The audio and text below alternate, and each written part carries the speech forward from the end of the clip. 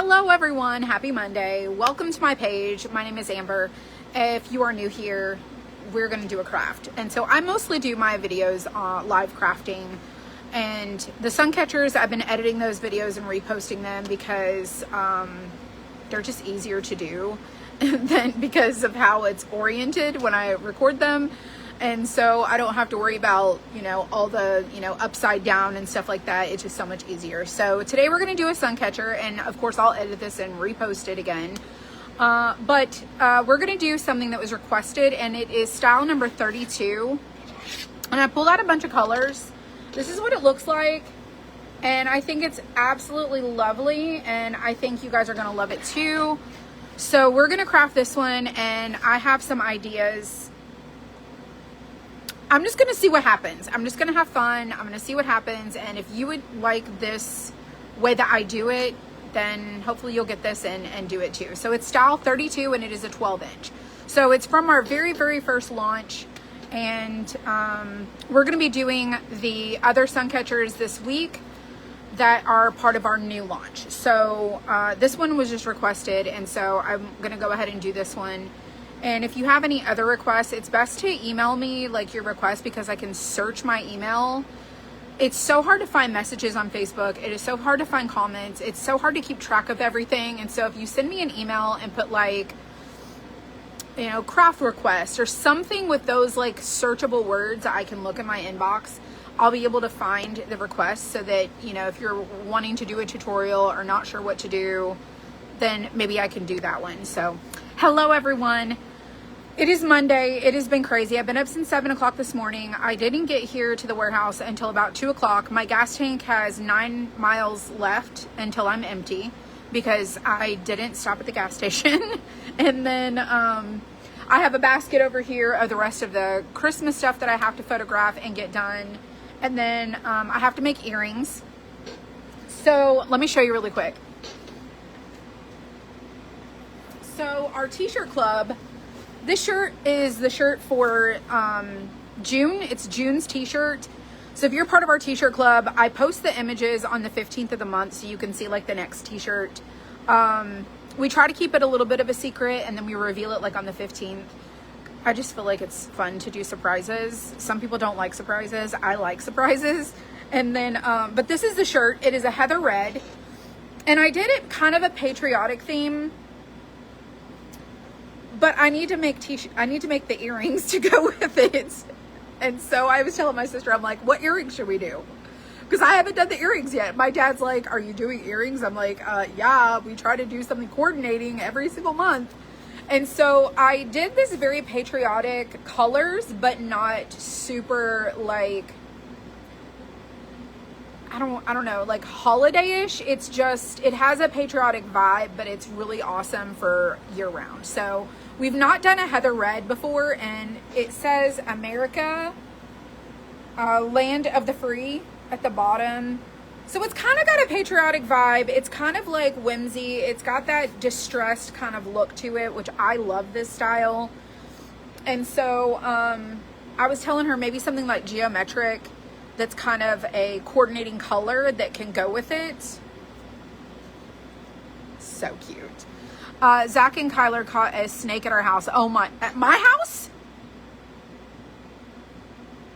At my house. Zach and Kyler caught a snake at the house. Okay, like how big is a snake? Like we both want to know how big is a snake. Oh my gosh. So anyways, these shirts are going to ship out soon. And, so this is also on my to-do list to do today. Oh, I love the heather red. Me too. I like the red, but here's the thing. When we first launched these t-shirts, I knew I wanted to do a t-shirt club, and so I didn't like order all the style, like the colors to be available. So I reserved colors that would be exclusive for our t-shirt club. So if people got our t-shirt club, they would get like a special design and a special color.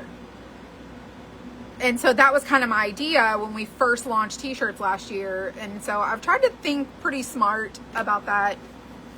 Kyler picked it up. Well, obviously it wasn't deadly. It wasn't deadly. I mean, maybe it was. I don't know. I'm not sure. Not sure. Hello from Florida. What's up, Florida? Okay. Apparently we had a snake at our house. And this is why I drive to my shed. A snake could eat me. Wildlife can come out of the woods and get me.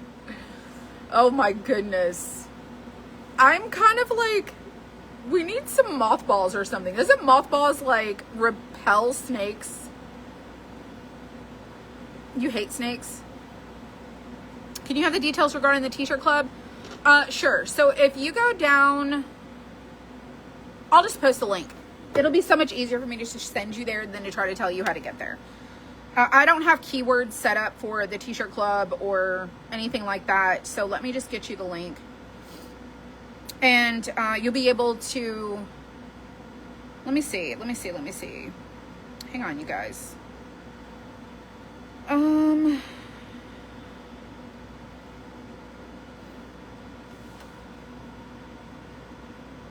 It's going to send you a message, Kim, about t-shirts, but I think it's just going to send you to like the t-shirt page. I don't think it's going to send you to the collection for subscriptions. So let me go find that really quick. T-shirt club.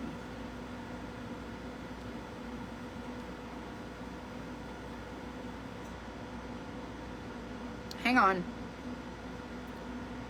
Let me go fix this. This is wrong. Hold please. My edits didn't save.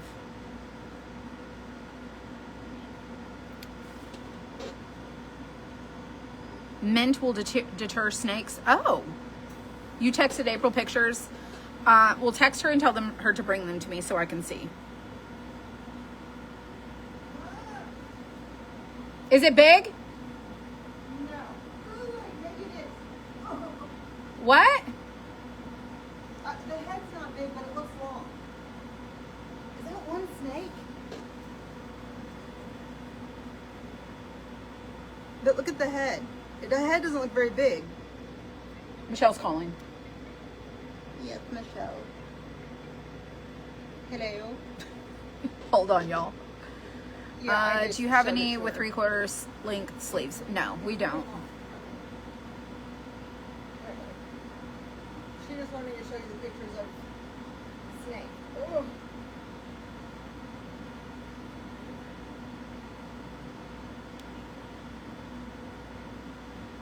That's crazy. See, look at it.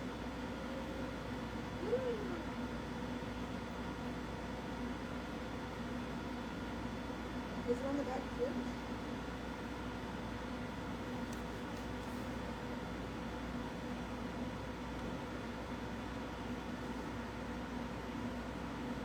Where was it?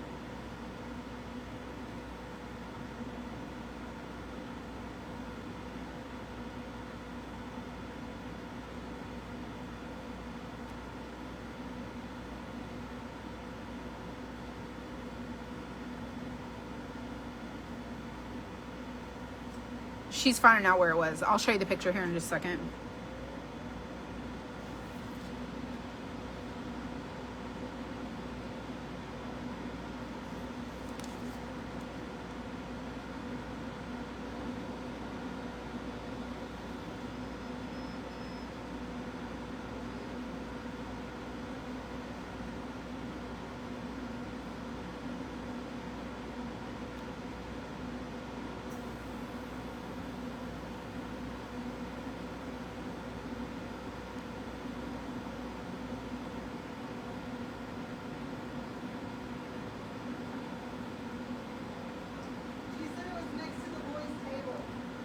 Oh, really? Yeah. Ew, Michelle said Zach was sitting next to it. Ew.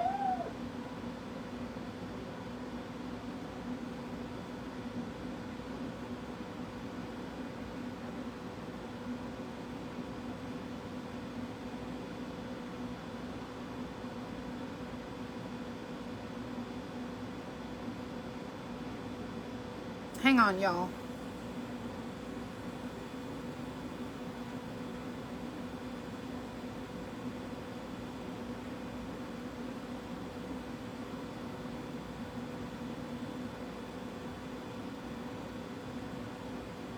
My landing page didn't update.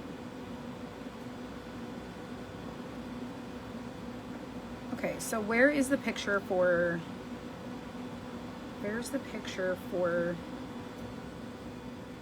July?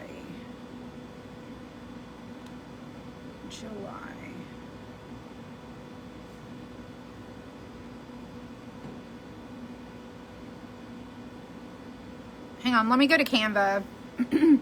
The picture for July is not on there.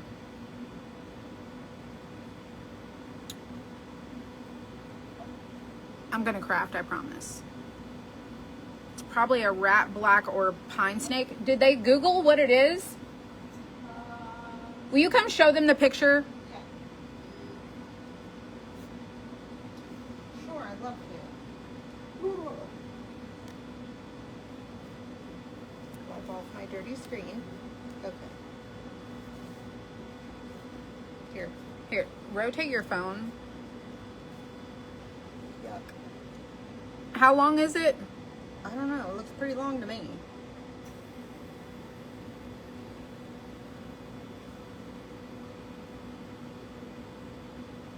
That's what it looks like.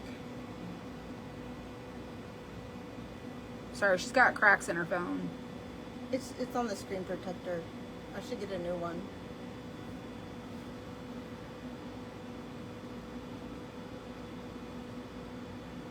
Oh my God.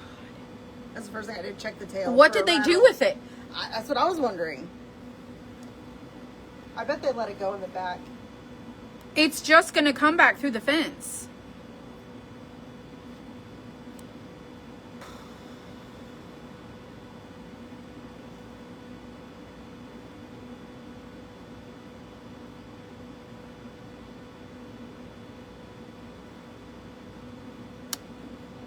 Y'all, I'm trying to find the photo.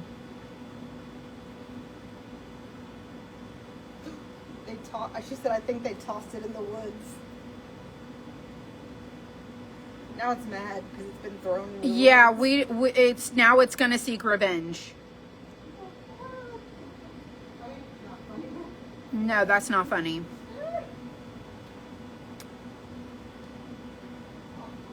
I'm looking for the picture on my, so I could show you the. Hey, April, can you do me a favor? Can you go in the t-shirt room? Never mind, I'll just go in there and show you. And I sit in the screened room. I don't sit in the room that's not protected. I don't sit in the wildlife friendly area. Anyways, let me get the link to the t-shirt club. And I'm going to go show you what it looks like for August since my updates didn't save.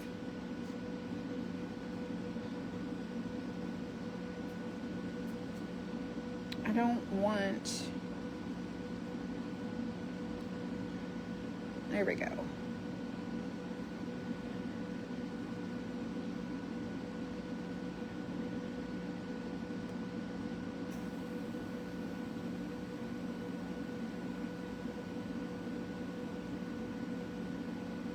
I'm going to post the link, but you're not going to be able to see the picture of it because it didn't save. But I will post it.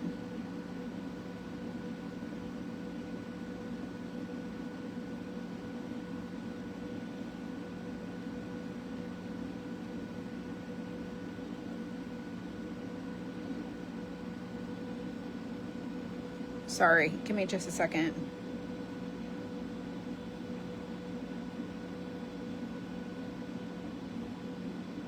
Okay, I just posted the link to the t-shirt club. Let me go show you what it looks like, and then we'll come back and we'll craft. I don't know what it is, but I do know it's still alive. So that's not a good thing.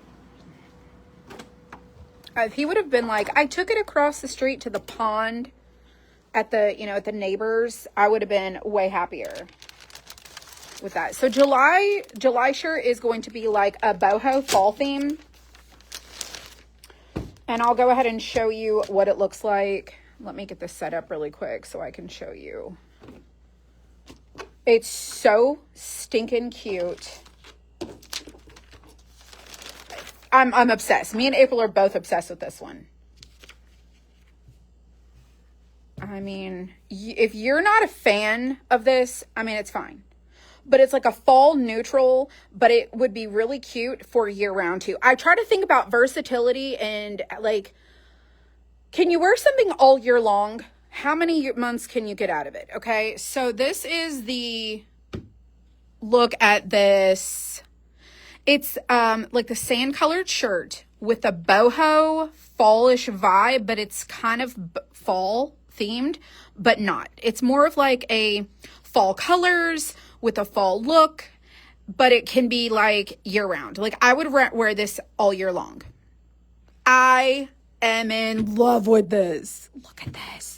And it's got like, it almost looks like a paint stripe.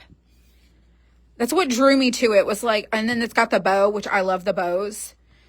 Look at how cute this is. How adorable. So this is the July shirt. So this, if you sign up for T-shirt Club, this is a July shirt. So I just wanted to tell you that. And I'll come back in here and deal with this momentarily. And this is like our little wall of like where I segment everything. So like this was the May. This was, I don't remember when this one was. That one, it was a butterfly. This is the June. That's July. And then we'll pick an August. I think it's super cute. I think it's so adorable. So cute. So, so cute. It's hard to pick like things for like a club when everybody might have a different personality, but I feel like I pick kind of fun, neutral things for everyone. Okay. Now you know what the July shirt is. You love it? I'm super excited. So the T-shirt club for June, which is this month, the one I just showed you earlier, that one is going to ship on the 15th. So the T-shirt club bills the month in advance. So in May, you're billed for June. Then the shirt ships June 15th. And the reason we do that is because we have another subscription that we do that ships the first week of the month. And I didn't want to do them both at like the same time. I wanted there to be enough like room in between the two that we could ship this one, and then because my dad does both of our subscriptions. He does our subscription box and our T-shirt club. So like he's doing the T-shirt club now, and then the crafty crate is already cut for him to start packing for the next month. That way they're staggered. Hopefully that makes sense as to why the subscriptions don't ship at the same time. Hopefully that is helpful information if you are new to our subscription boxes. So we have a crafty crate subscription, and then we have the T-shirt club. So we have two different ones. And all right, let's do the thing. Let's do our craft now. This has been eventful. We've got snakes, crafts, snakes and crafts and crafts and snakes. Oh my gosh. Did they say what they thought it was?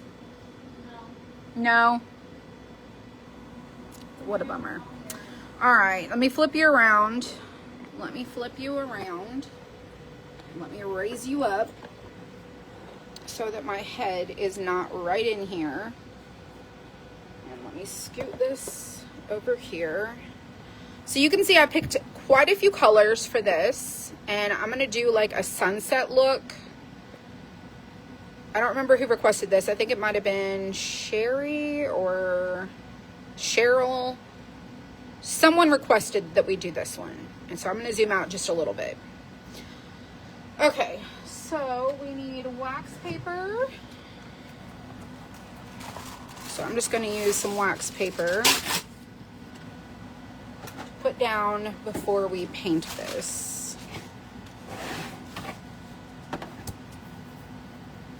And then we're going to do the outline black. So you'll be watching going to the I'm driving. Sandy, I'm still driving. That has not changed. I don't care what anybody says. I don't care what the you know, nothing's gonna get you. They're more afraid of you. It can still bite me. So this girl is definitely still driving, and then I get out of my car and like run to the porch really quick. You should see me. It's absolutely hilarious. It's hilarious.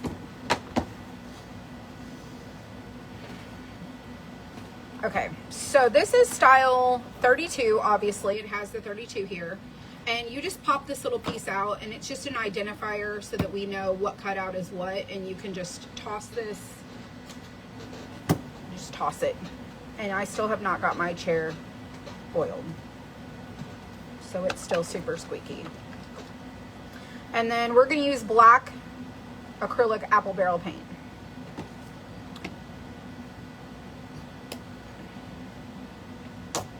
We just need a little bit. And this is just a makeup sponge. All right, so this is reversible. So depending on which side you want to do or which direction you want your cutout to go, you can flip it either side. We're gonna do this side, but I'm gonna paint both sides. I like to have both sides completely finished. Also, you can paint this any color you want to. It doesn't have to be black. I just choose to go with something that I like, and you know, so that's what we're doing here. So we're just gonna paint the whole outline black. It won't take us but a second to do. And I don't usually like to drag my sponge because I don't want the paint to drip into the corners and tint my resin when I put it in there. So I usually just bounce my makeup sponge. So I'm pretty sure you can gather that I'm going to do a outdoor scene. And the great thing about these sun catchers, I don't know if you guys knew this, or these outlines, is that you can do them any way you want. I use the crushed glass and resin because that's what we're doing with them. But you can put fabric back here. You could rip up strips of paper. You could we've put glue. You could do mica. You could do glitters. You could do so many different things. It's completely up to you. You could fill this with textured speckle. You could do whatever you like. It's completely up to you. Have you guys seen the casting resin that people pour into like silicone molds? You could probably do that and pour casting resin in and then paint in the openings of the casting resin. You could do that too, because I know that will harden in like, I think 5 or 10 minutes. I think it goes really quick. Which we might have to do something like that. Look how it's coming to life. So I'm gonna make these rocks. Like I'm gonna do them shell so they look like rocks back there, and it's gonna have an ocean. It's gonna have like a sun, like a sunset happening behind the rocks. We're gonna do the clouds kind of like a gray color. I'm gonna do some gradients. Y'all, I do not have all the Christmas stuff listed. I had to take a break. I've been on my phone since 7 o'clock this morning, and I needed to step away from that.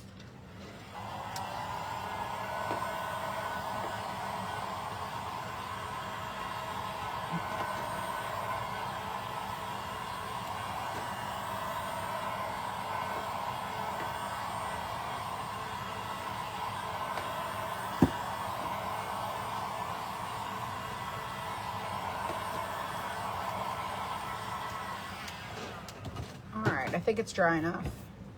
All right, let's flip it over and do the back side. So this discoloration on the back is called flashback. It's just from our laser machines. It's not defective. There's nothing wrong with it. Once you paint over it, if you do a light color, you'll need probably a couple coats. But with black, you don't even see it whenever you paint over it. It just completely covers it, and both sides look like identical. But this is the side that faces down on the laser beds.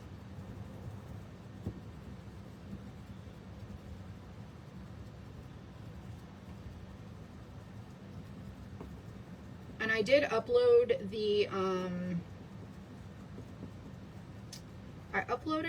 what did I upload today? I think I did the Highland Cow video. I think it was the Highland Cow. Because the videos delete. These live videos delete, so I have been trying to re-upload these.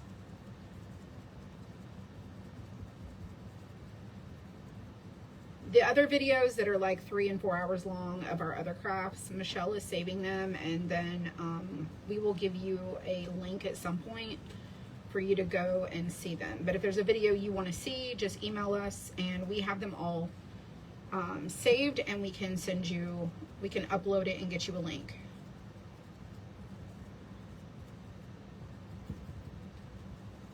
Some of them are already in Vimeo. All right. Oh, we're so close. I think I can do it. I'm just gonna push really hard, or I run out of paint. My poor fingernails are gonna be black. Oh, not too bad. All right, so the back is done. And like I said, you can do it, you can do yours. Let me pull this out of here so you can see. You can do your orientation either way.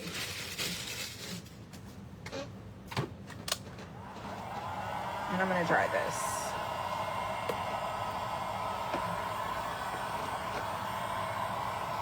Hello, Vanita.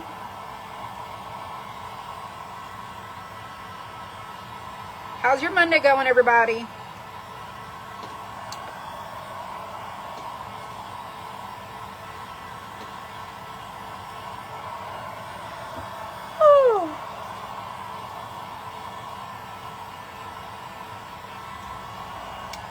You know what I was just thinking? That snake could have ate my dog.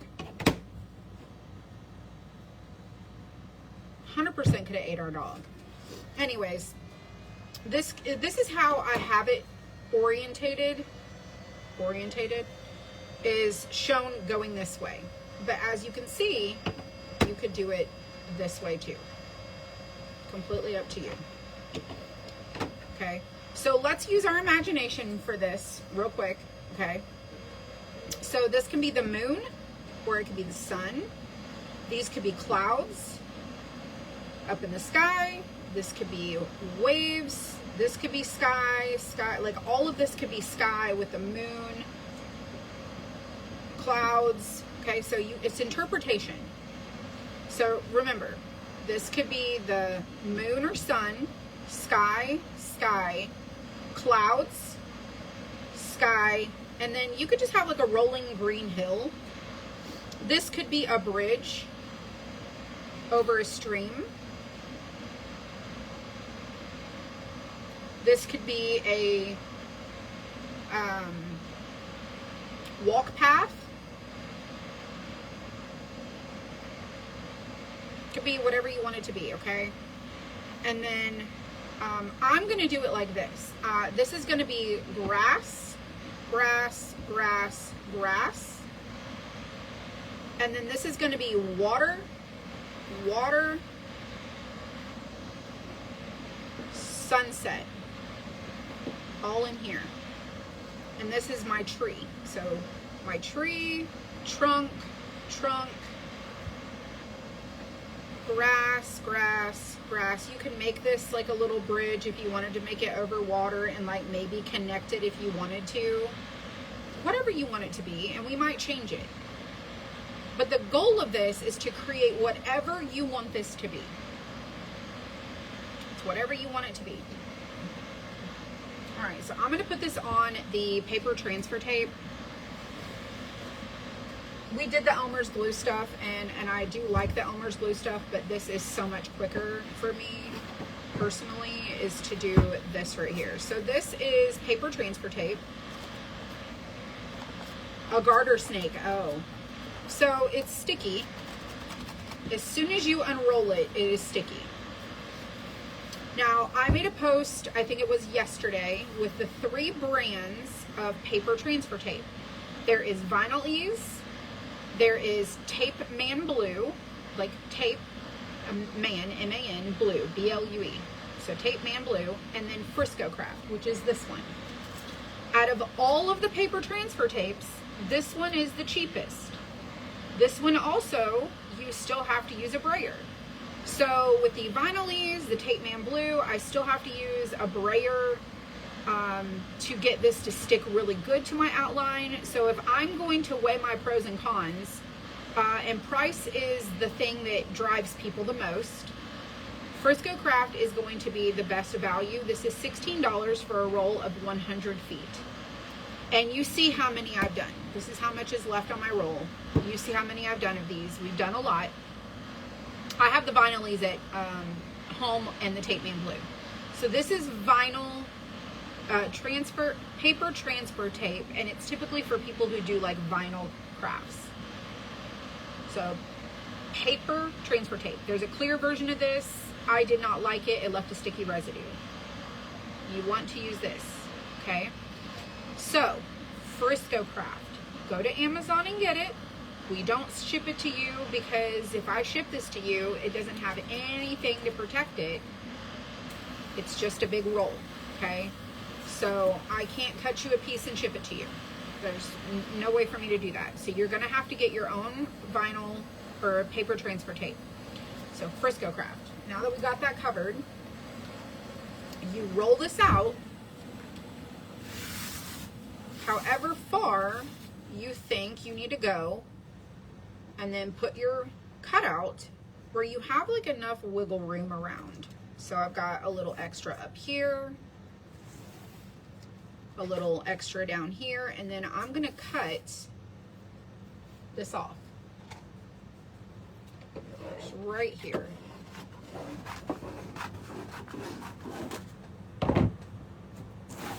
It does. It looks like a giant roll of masking tape. Okay, so when you're done, see how, like, it's just kind of, there's nothing to peel.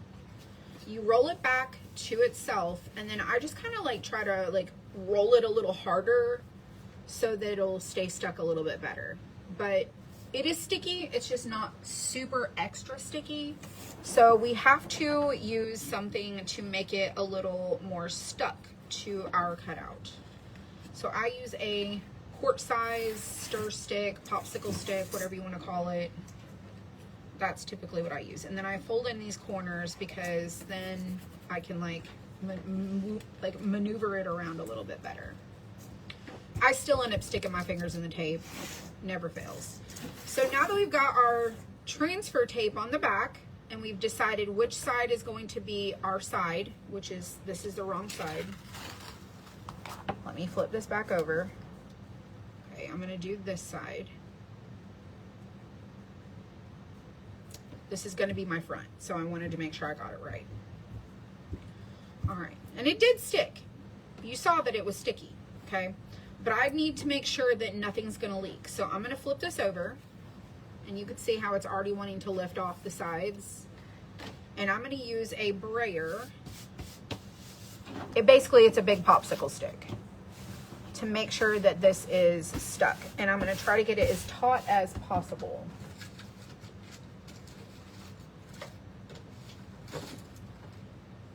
And these come in a plastic pack, and I just put a rubber band around them because they end up going all over the place. Hello, Kathy. All right, so just start burnishing, not braying. It's to burnish. It is to burnish. And this is a little bit of an open, larger area, so it's gonna wanna drop down. So I'm gonna pull it a little tighter and just make sure it's a little bit more taut. And then I'm gonna go over my edge. And you'll see how the color starts to change a little bit.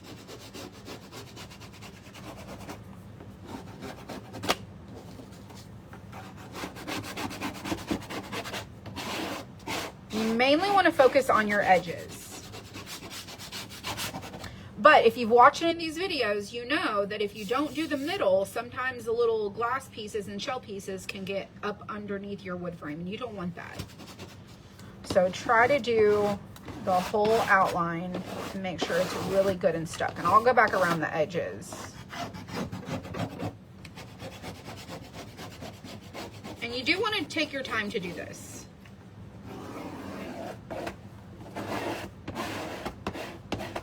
Sometimes I get a little rippling. I think it just adds character.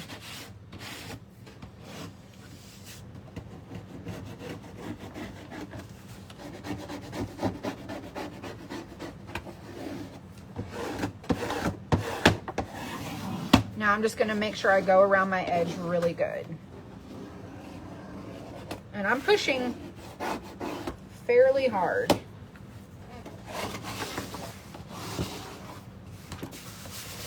And I feel like I got it all covered.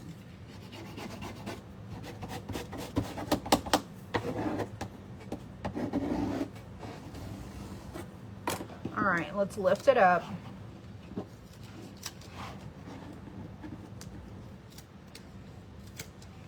I just want to be really delicate when I flip this over. So if you're one of the people who's messaged me and said your paper, your transfer tape is not sticking, or you had leaking, you need to double down on your burnishing. Would a rolling pin work? I mean, maybe. You just have to get really good pressure, and this I can really scrape. If you have anything that's like a solid surface, you can even use like a ruler. You could use a paintbrush. You could use anything. I just happen to use this. Okay. So now that we've got it all burnished and it's all attached, I'm not going to lift this up. So my advice to you is, if you're going to do these sun catchers, or you've been watching all these videos and you haven't tried it and you want to try it, my best advice to you is this: put down something in your area where you're going to craft it. Make sure that it is level. You don't want to have like any fabric underneath. You want to have like a smooth, level surface. Put down a piece of wax paper, something that you can craft on top of to protect your surface. I have contact paper on a folding table. That's what this is. This is just contact paper. And it peels up super easy. Don't have any issues with it. And I can clean it too. So the most important thing that you do not want to do is, when you are done with this, this is going to become kind of heavy. And if you go to pick this up, whatever you put in here might push through, and of course gravity will take over, and it can peel this away, even if you're just kind of quickly moving it. And the reason I know this is because it's happened to me on a couple of different ones. One of the ones that I moved was the pumpkins, and my pumpkin leaked a little bit and I had to trim it off. So it is what it is. And then there is a piece of cardboard that your cutout will come on. Sometimes the cardboard is not completely level, and it can cause if your resin is off level, it can run, because it will, like, resin just is really flowy. It will go wherever it wants to go, especially if it's not level. So keep that in mind. You want a level, flat surface, and then leave it there to cure for at least 12 hours before you pick it up and touch it. That is my best advice, okay? I fortunately leave here and go home, and so I can leave this sitting in this area until I come back the next day, and then if I need to come over here and do something, I just kind of wait till I can move this around. So that is my tips for you. Okay, so back to my idea with this. So I have this little silicone cup that I use, but you could use like a paper Dixie cup that you can get at the dollar store, and they're disposable. And you can use that. You want something that you can pinch and kind of control. If there's a lot in here, you can kind of stop it from running out versus it being completely open. So something that you can control the flow of the crushed glass. And then I need to get let me get this other cups. And then I get these 100 milliliter cups on Amazon, and I need to reorder some of these because I don't reuse them. But I will use them to sort my glass colors. And and then I'll just use them as I need them with the resin. Oh, I also have these bigger cups, but I don't want to use them. I really don't want to use them right now. So maybe if I do anything like multiple things, I might use the bigger cups, but I use these little ones. Okay, so my idea for this is the two greens. We have Treetop and Ivy Breeze. So I want to do the two greens for my grass area, and I want to make it look like there's dimension. So I've been really trying to take it from like a basic introduction to you guys and show you, okay, just do single colors. And now I'm trying to introduce you to color gradients and, you know, ombres and different mixes of things. Now, some people do these sun catchers like a mosaic, and they'll do larger chunks of like sea glass or chunky glass, and they'll just do little pieces and piece it in like a mosaic. That is fine to do. This glass is crushed. It is 1 to 3 millimeters. It is small. So when you add in your resin, it becomes translucent, like you can see through it with the exception of clear or white. You don't see through the white. It becomes almost like a window pane. Let me show you. So it looks like almost like a shattered window too. Like this is what the mushroom looks like. And so you can see how I've done the color gradients, and this is the gray glass. And then this is how I did the mushroom. And I mixed several colors and just created this look. And once the resin hits that glass, it goes from looking like a bunch of pieces of glass to like, it almost looks like you put it in a kiln or an oven and it just kind of melted to each other. It's so cool. I am absolutely obsessed with this stuff. I don't know why, but I'm obsessed. But then you can still see little particles.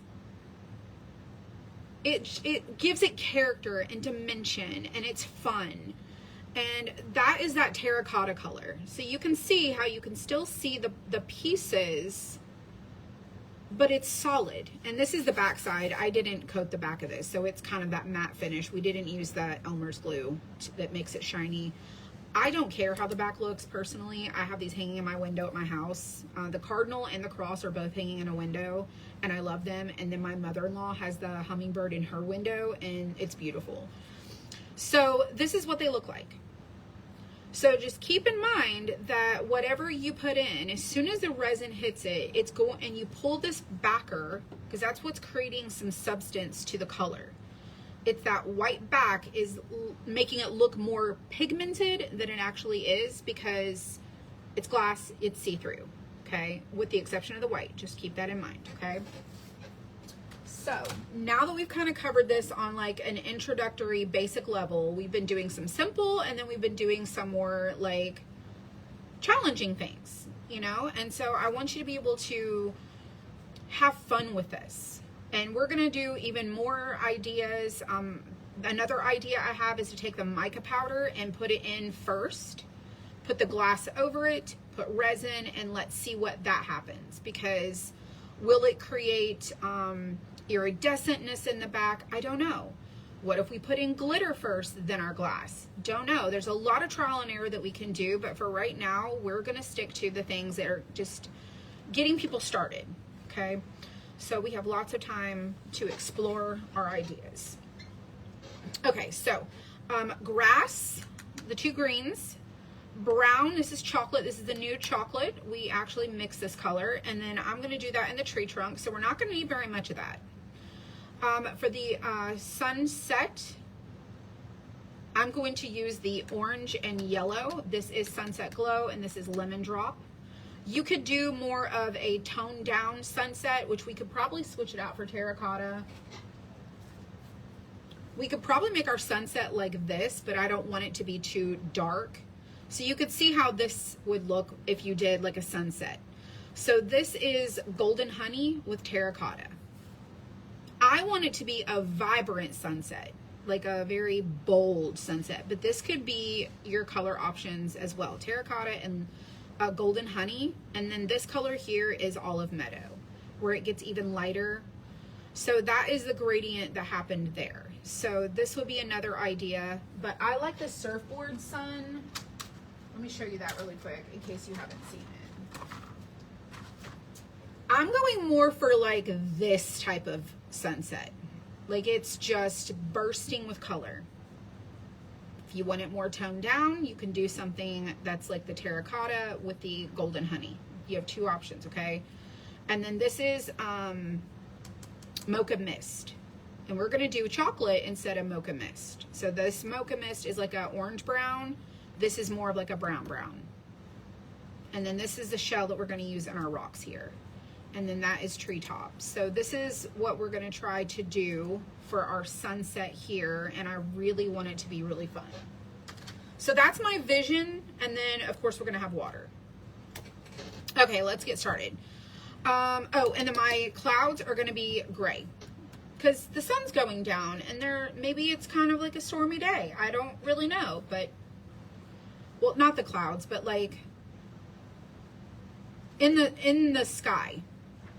These are gonna be rocks, but you could do gray in your clouds if you want to. So I'm gonna see if I want to add any of this in with my sunset here. Don't know, it could be like a shadow. It's just gonna have to evolve, okay? But I went ahead and pulled the color in case I needed it. All right, so I think what I'm gonna do is start with the bottom and work my way up. And I'm gonna start with the greens, okay? So I know I have a tree here and it's got leafy greens. And so I wanna do a dark with a light kind of closer to it so that they look separated. And like I said, you can do this water, water, water, water.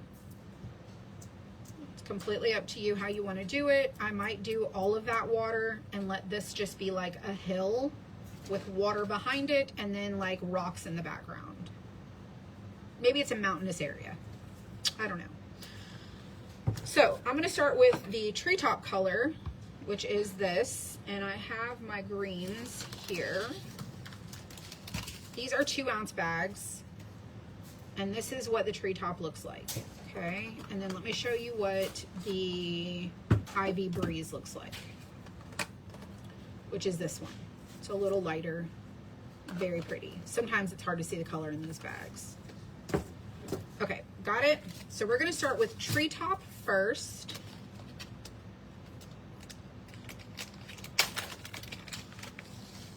And I'm just gonna put it in this cup, this silicone looking cup. And you saw this is not quite a full bag of 2-ounce glass, and it's going to be probably more than we need for this down here.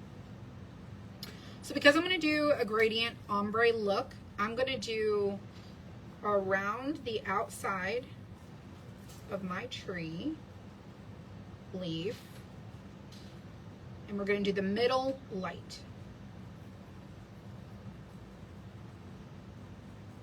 We're going to go all the way around.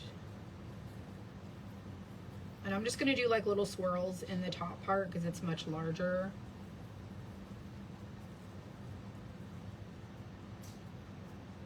And that'll give us a little dimension. So now our tree has the dark green, and then we're going to put the light green in these little openings here. And I still have all of this. So I'm going to pour this into here, and I'm just going to switch in between my colors. And now I'm going to do the Ivy Breeze, which is like a lighter green.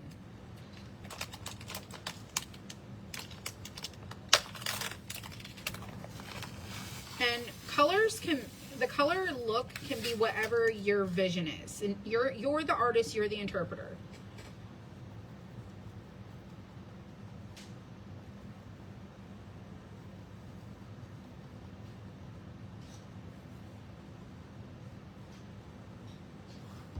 All right, and then I'm just going to lightly mix across them just a little.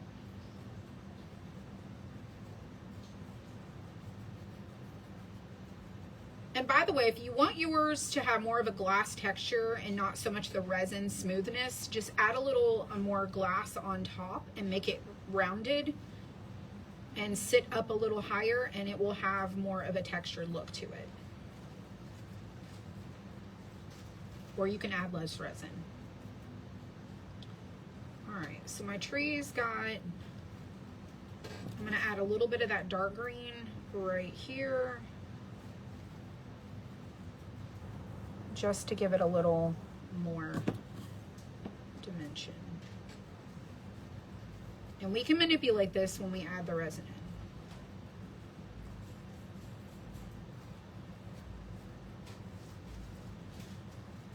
I'm going to put a little on top of this one. Okay, so our tree is looking a little dimensional. The trunk is going to be brown, and that's going to be the chocolate. So for the rolling hills, sort of looks like a rolling kind of hill. Like I said, this could be like a bridge if you want it to be. It's whatever you want it to be. So I'm just going to do grass, I think. Let me think for just a second. How do I want to do this?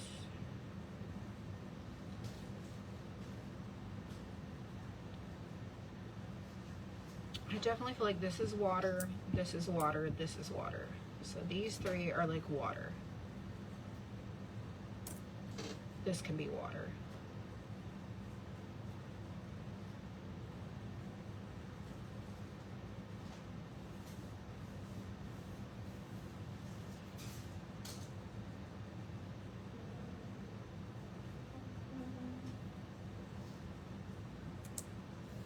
I'm looking at the picture on my iPad so that I can kind of create a vision. Let's start with this. Let's go to my dark green. And let's go in and do dark at the bottom.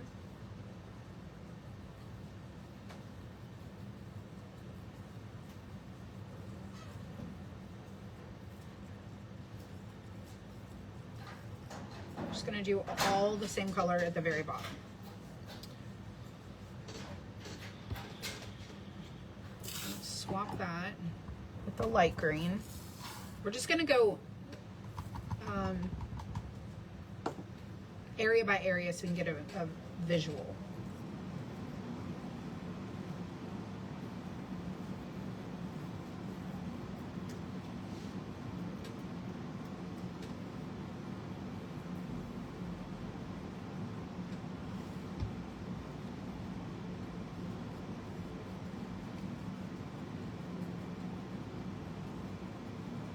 We could have done like rock down there, like shell. And just switch in between.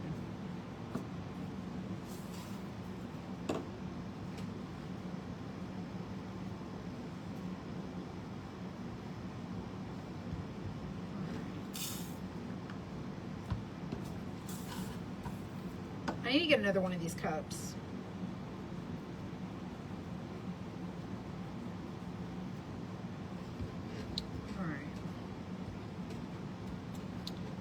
That looks pretty good. See how that dark at the bottom looks? I think it looks pretty good.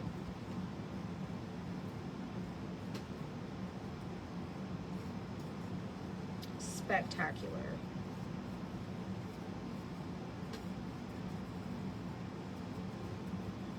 All right.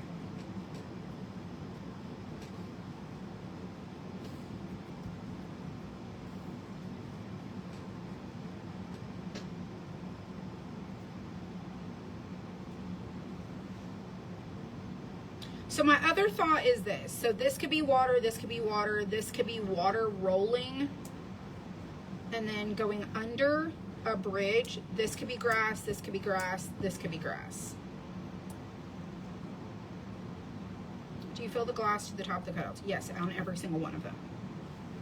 Every single one of these, I fill it all the way to the very top. It might not look like that once you add the resin, but I do. So I'm going to add some green here, and I'm going to go with this other idea, okay? The other idea, because I told you it could evolve, is let's pour this over here. Let's swap these two colors. And we're going to do dark here. And light above that.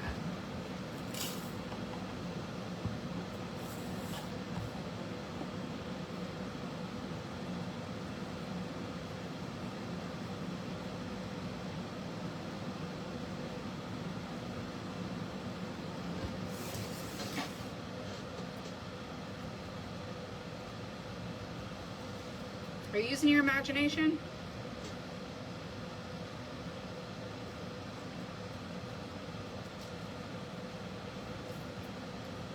Oh, I bumped it. Yeah, be careful not to bump your... Let me move these. I think that's what happened. I think I bumped it.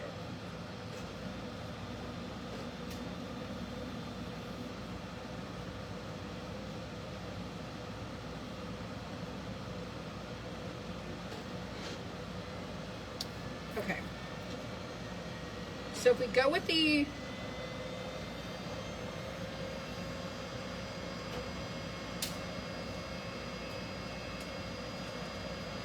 water, water, water, bridge, water,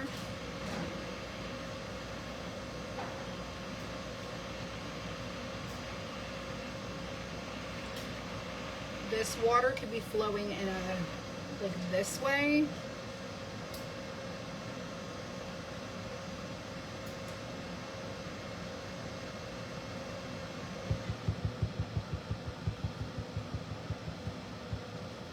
Once I add the glass, there's no going back, so I want to make sure that my idea is going to work. I like that this could be like a river, like it's flowing, like this is like flowing out and this is like a bridge. I do like that idea.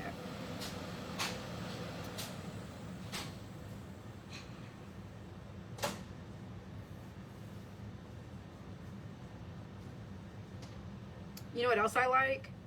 Making this beachy.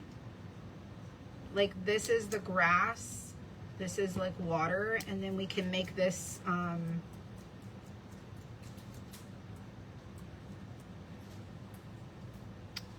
olive meadow. I really want to make these rocks.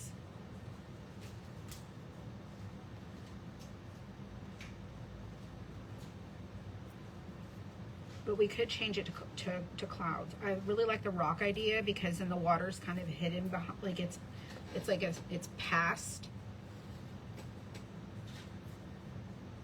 Like this could be like the beachy area that goes up to the rocks.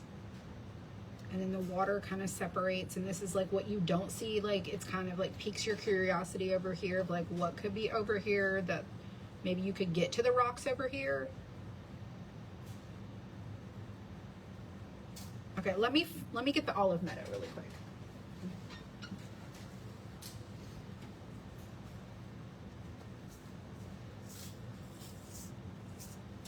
I like that idea.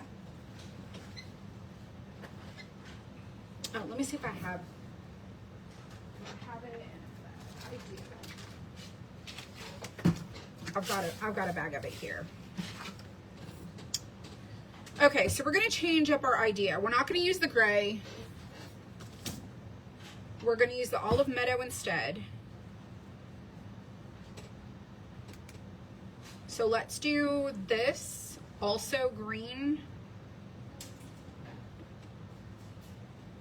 Because I feel like it could flow with this.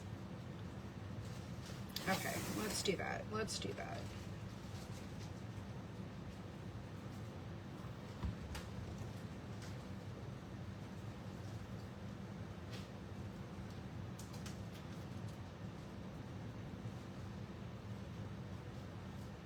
I put a little too much in there and I don't have enough room for that dark green.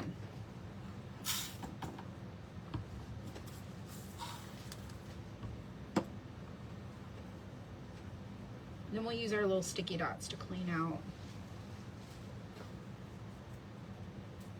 this little openings from the green. Okay, I like this idea so much better. All right, let me get a little sticky dot.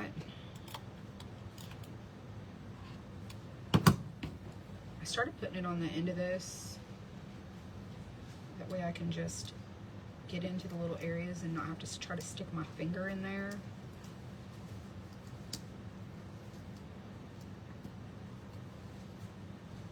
All right, anyplace else? There's green there and there.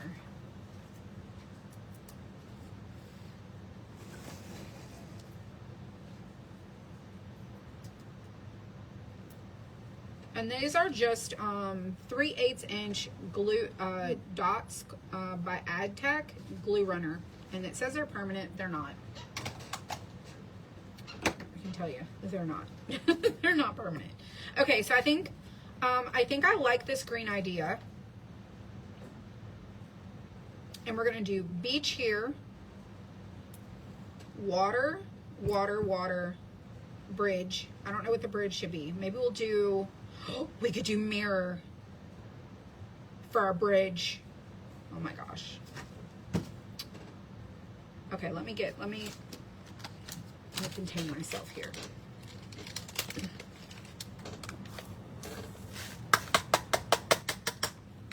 All right, let me clean all this up really quick. All right, so I have this much light green left, which is the Ivy Breeze. And then I'll show you how much treetop I have.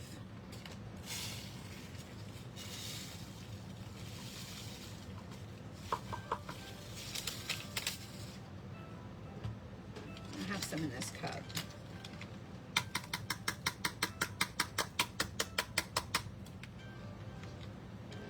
I have more in those cups.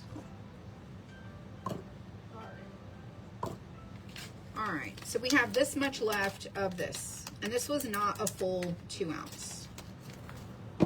So I've got this much of these 2 left. All right, let's do our beach. And we're gonna do Olive Meadow.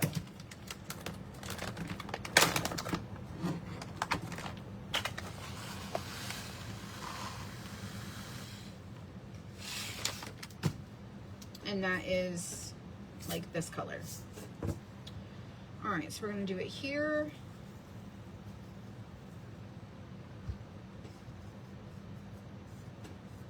I'm just gonna do the one color. I'm not gonna do a gradient on this one.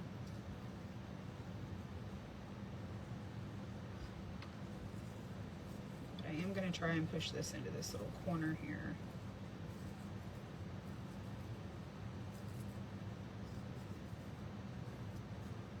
I love this idea.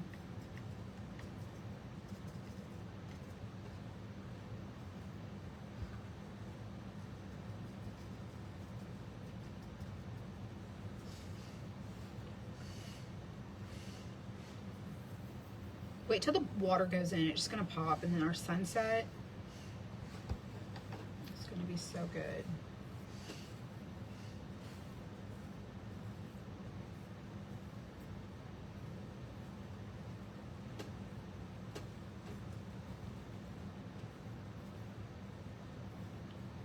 Just push it. I use my fingers, y'all. If you're apprehensive, you can wear gloves. I haven't cut myself.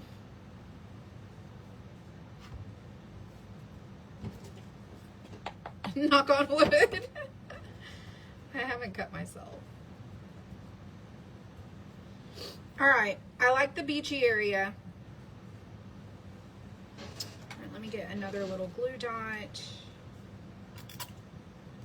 Clean out.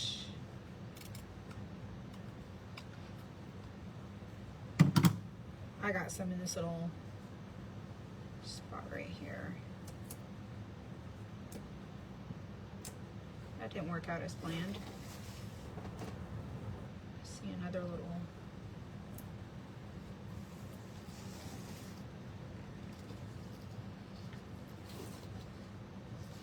There's glass underneath here.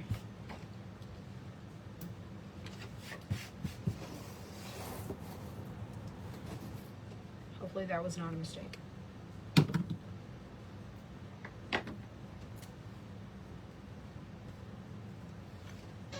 Okie doke. let's do, so we didn't, we barely used any of that olive meadow.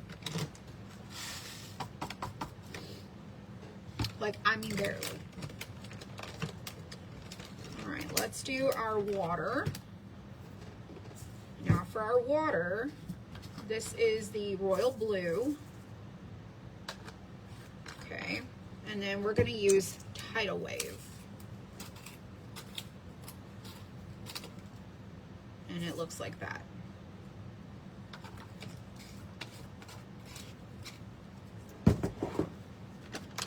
So here is the royal blue.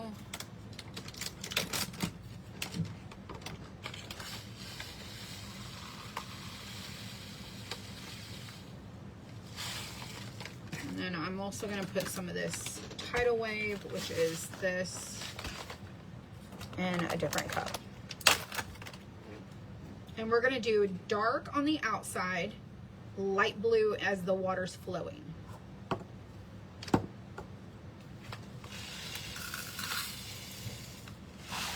Or you could do the reverse. It's your imagination. I'm going with my imagination. So for this, we have a little river, like a little water river flow, okay? So I'm going to go along the outside and try not to make a giant mess.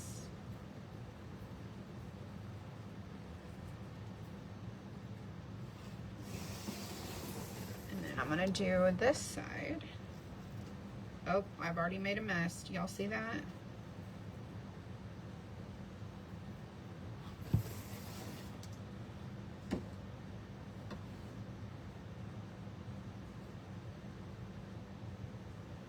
This is the part that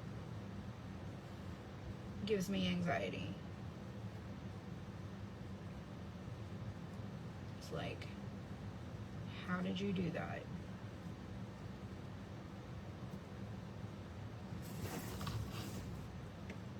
I see it right there.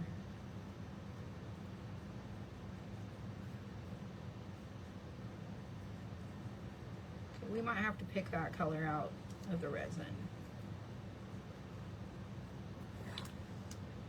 Alright, let's move this.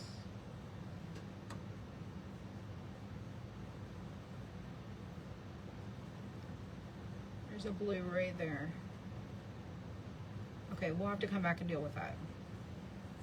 So sometimes it's easier to get the glass that doesn't belong out of the other colors when there's resin in there versus trying to do it when they're just a bunch of pieces.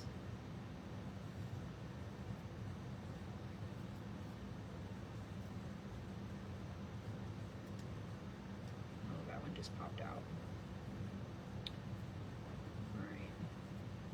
There we go. I think there's only like one or two pieces that I didn't get.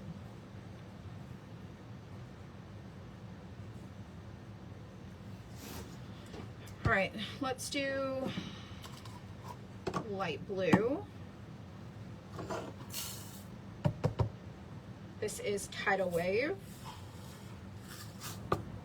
And it's gonna go right in the middle.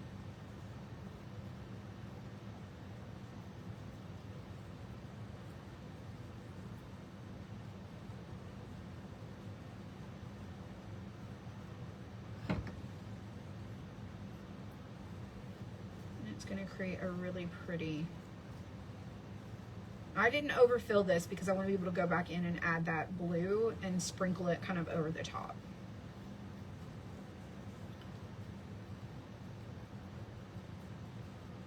But now we look like we have a little water flowing.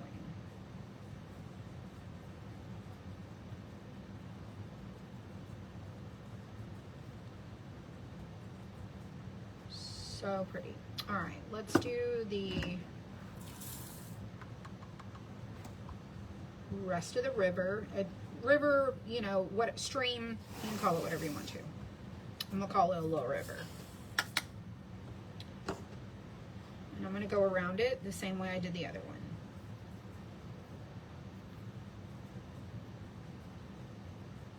Kind of light.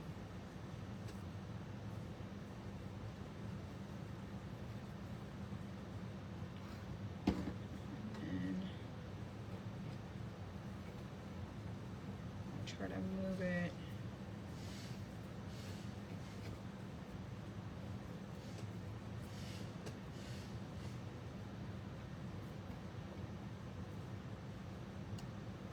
Look at that.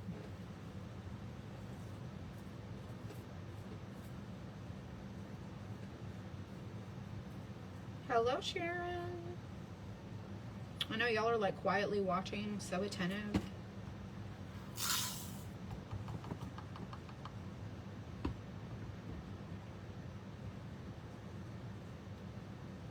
There's a piece of glass right there. All right, let's put that tidal wave here.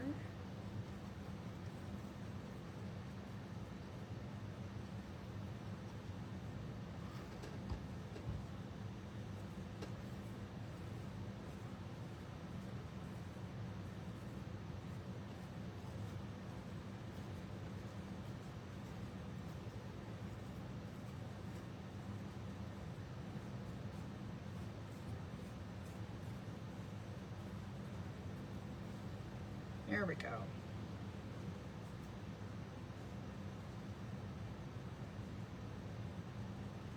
The supplies, if you comment the word suncatcher, Facebook Messenger will send you a message that I've created an automation for that will send you the link to the landing page for all the things. Okay. So, water's flowing. We're going to create our bridge. We got to do our tree trunk. And then we're going to do water here and here. And then this is going to be rocks. And then our sun, and then our sunset. I think it looks pretty good. Pretty awesome. This could also be like a little field.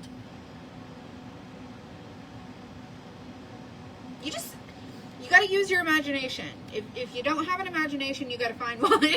You really do. You got to find your imagination. Okay, so let's swap the colors back. Let's go back to the dark blue. That's the royal blue. And we're going to go around this.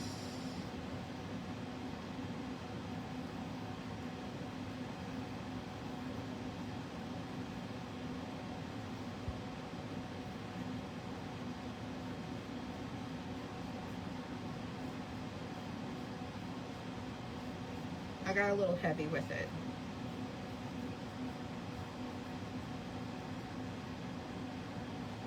All right, let's swap this.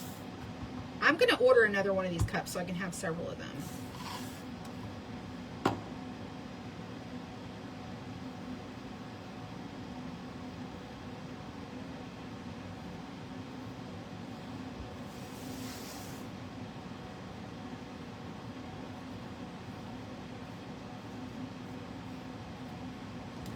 Some blue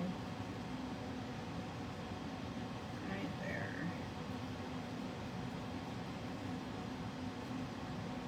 Isn't this so beautiful?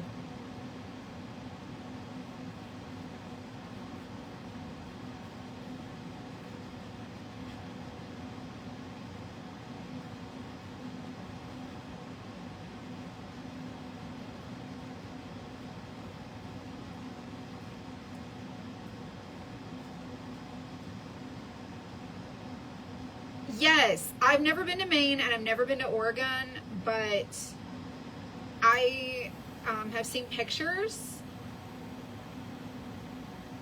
I'm from Indiana, so there's a lot of plains and fields and all that stuff.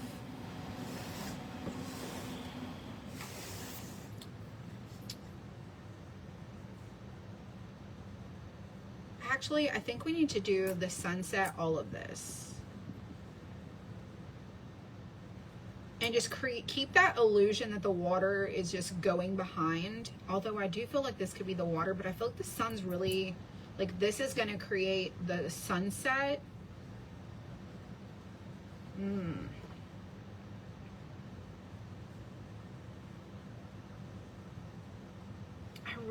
I feel like it's all in our interpretation.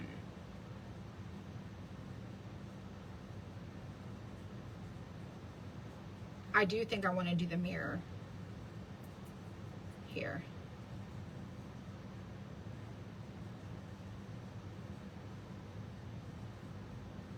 If I did water here, it might look weird to have this be yellow and this be water, and then there's like sunset here up.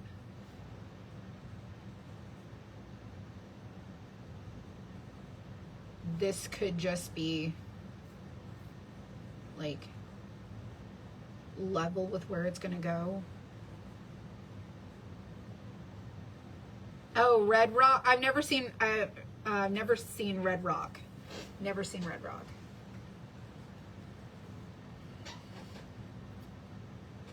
I'm trying to figure out what I should do.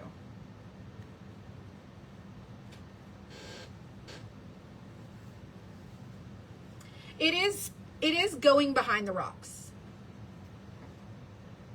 But this is a rock here too. So it's a rock, rock, rock, rock, rock, rock. This could also be clouds. Depending on how you do your thing, it could, your landscape could be whatever you imagine it to be.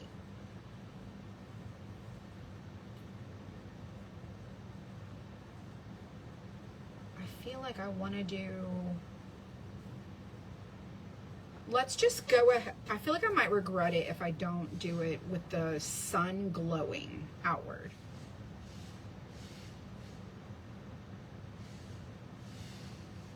But the ocean is really big.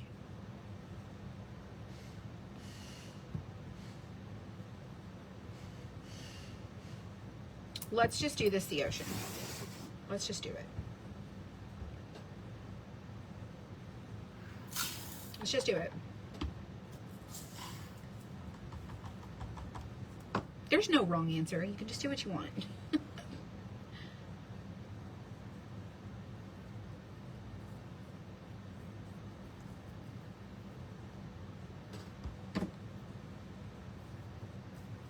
I always end up doing too much. I don't leave enough of a little gap for the light blue.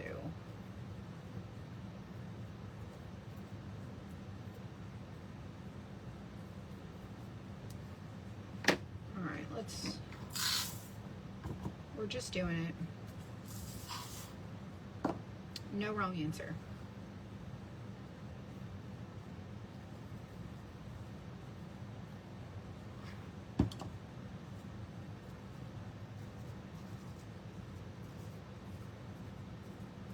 Now that could be color blended just a little bit better.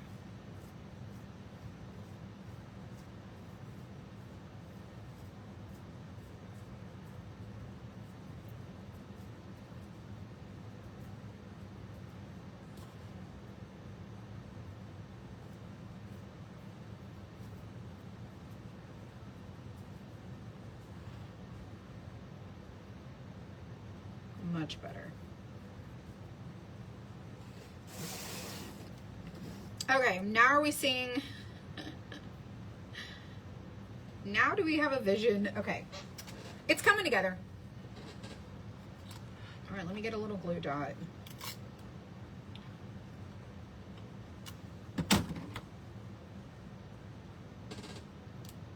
Pick up all these little pieces. That's not bad. Okay, blue is done. All right, let's pour it back in. Y'all, we did not use very much.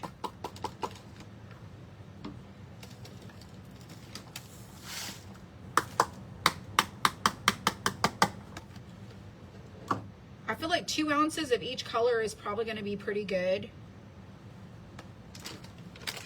If I turn this into a kit, then I try to estimate what we might need. All right, so royal blue, tidal wave, got that. And then let's do crushed shell for our rocks. Love the crushed shell.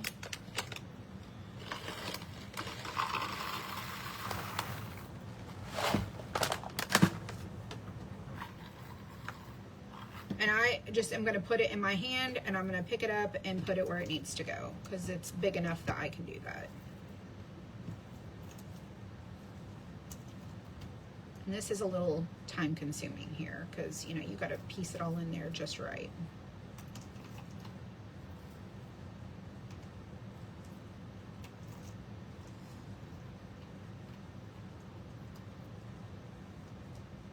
And this is mother of pearl. This is not diamond painting now.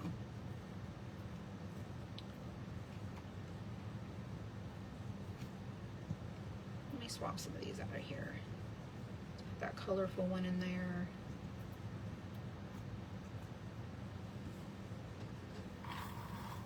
Let me see. What else are we working with? Some of these are like shards and some of them are almost feel like a stone.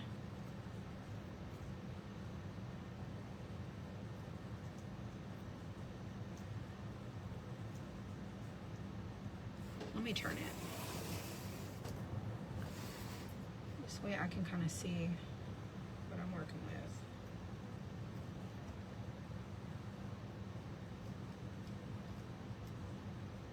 Some of them are really iridescent and very pretty. All right, situate this. And when I don't wash these either. If you want them to be a little cleaner, you can wash them first. I don't.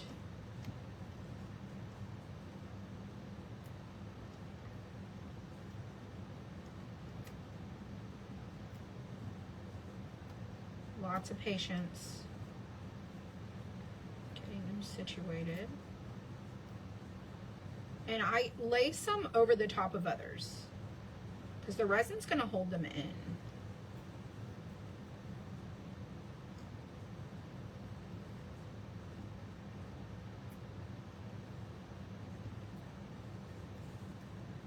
There we go. Let's put this one right there. And this is going to shift as soon as I put resin in there.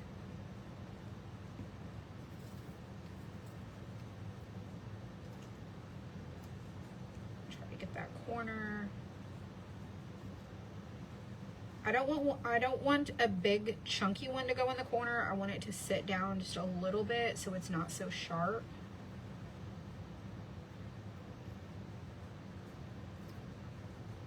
And if you have too big of pieces, just pull them out.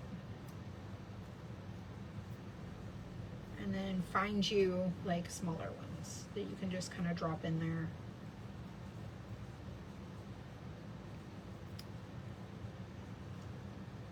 There we go.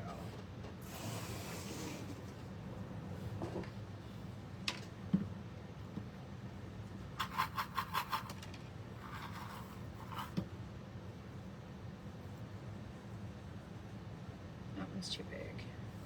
I need like a sliver. You know, the ones that sink to the bottom.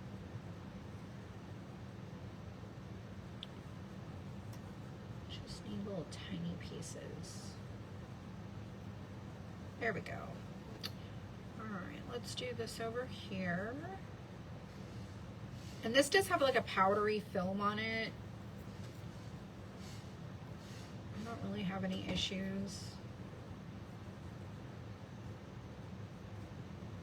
That in the corner.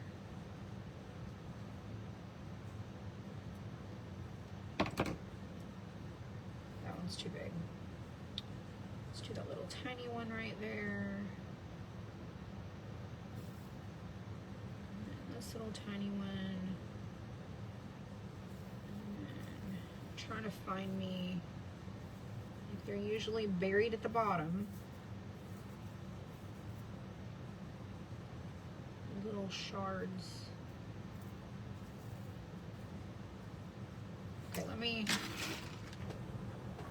get some new choices. So I just put it on my table over here and then I'll go back and see what I need. That looks pretty good right there.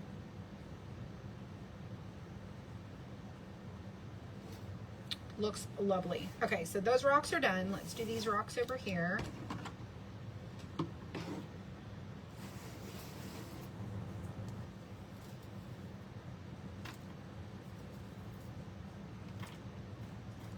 And we just kind of have our sunset.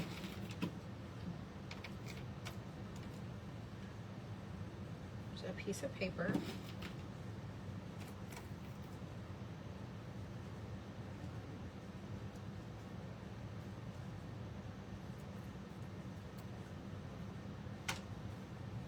Like, y'all, this, it's 3 to 6 millimeter, but there could be bigger ones.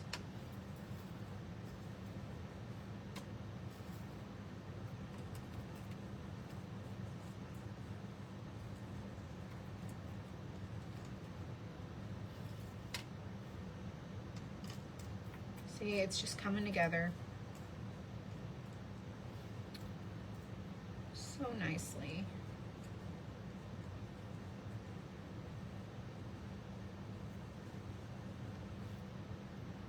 This little piece right there.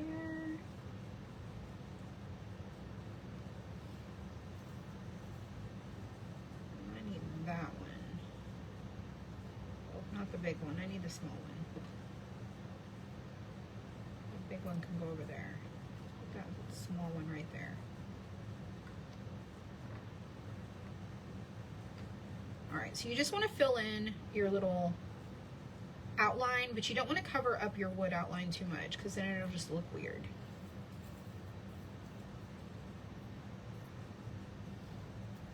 And what you can't see me doing is just, I'm finding little pieces and then just kind of dropping them in, like just piecing it together kind of like a puzzle. You might not see the open spots where you can see the backer. I can definitely see. So if I can see it, I know that when I add the resin, it's going to be clear and you'll see around that.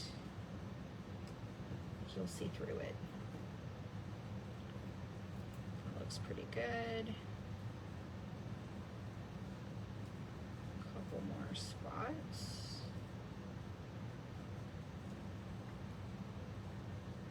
Just lay them on top of each other. They're sticking up above the outline. That's okay.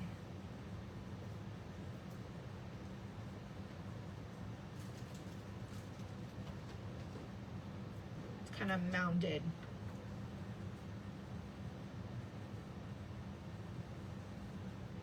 All right, that looks good. Let's do the next one.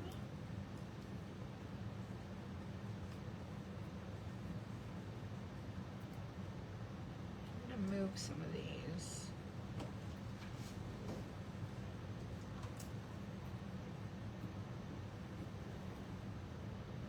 This is really time consuming. It's so worth it. We're almost done. I like that.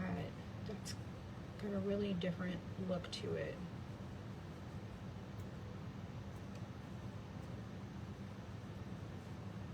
Chunky there.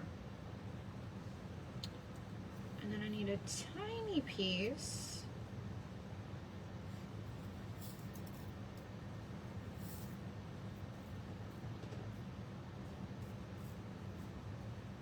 Right there. So see, I can find the tiny pieces. Stick them on top. Here we go. Look at that. It's coming together so lovely. All right, let's stick that there. Well, maybe not that one.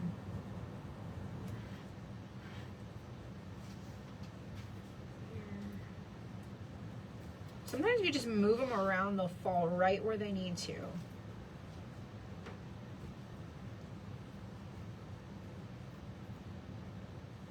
Look at them rocks. That is so good. So good. I don't really like that one there. Or that one. Let's change it up with this one. Here we go. Amber, that Etsy order, I packed it and I was just went ahead and labeled it so that it Okay. was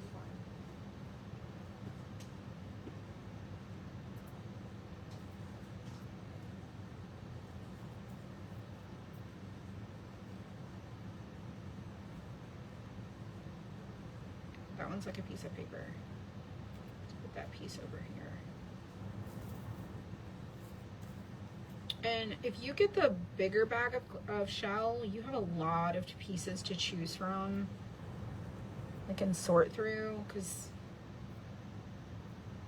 it makes it have, you get to have a little bit more variety, because each one of these pieces of shell is different.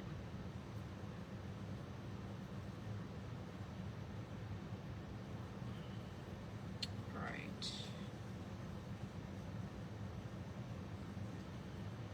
Let's put this on here. There we go. And the last little area, I'm gonna get a few more out of this bag.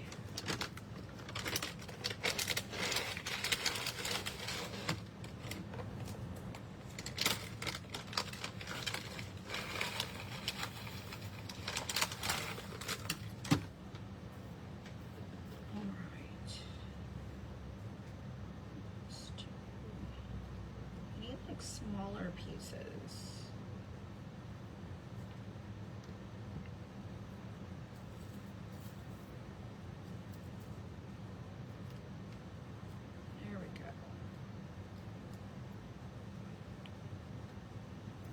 The next thing we're going to do is our sunset. It's going to be pretty great. The piece is too chunky.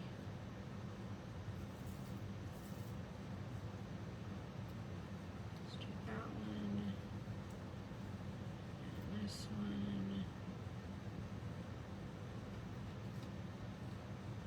We don't want this rock to be puny. We want it to be chunky like the other ones.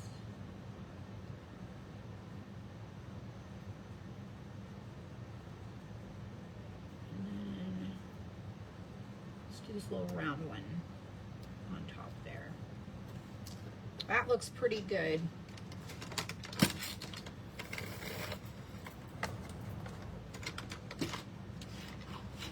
All right, then I'll show you what I have over here on my table.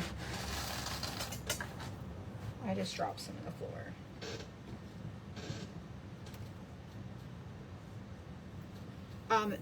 So this is kind of what I have that I didn't use.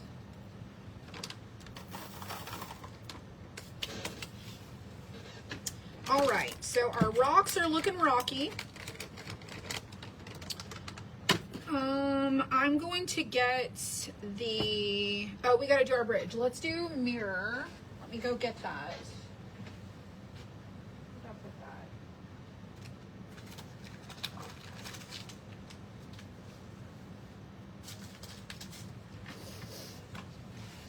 This would be our mirror, and I love this. So we're gonna do mirror on our bridge. And I'm just gonna wipe this cup out.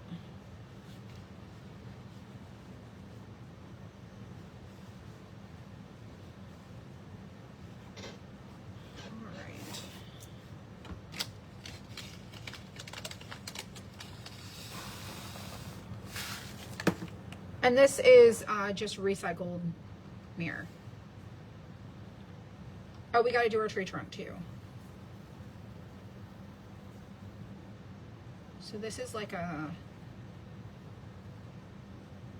fancy bridge.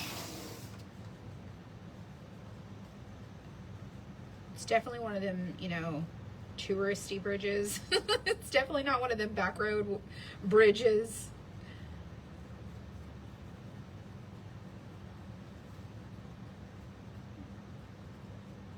I love it.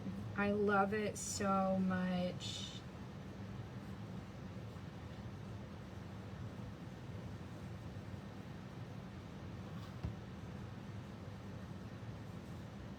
Okay, what do you guys think so far of my color choices? I told you I was using my imagination for this one and it was just going to evolve, and I think that you guys have seen that it is just evolved, that I've changed my mind, we've done different things, we've just really, I really love it. I love our little sparkle bridge. it's starting to come together.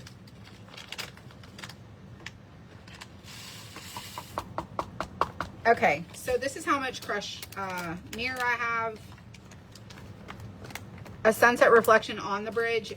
You're that would be interesting to do, but I don't know that I could do that one. This is how much of the mirror I have left. So we did use the mirror. Okay, so let's do our tree trunk before we do our sunset. Oh. Oh, it's kind of chunky in there. Let me...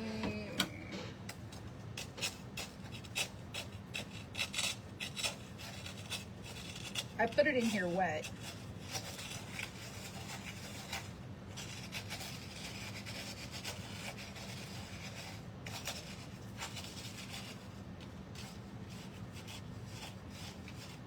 Probably shouldn't have done that.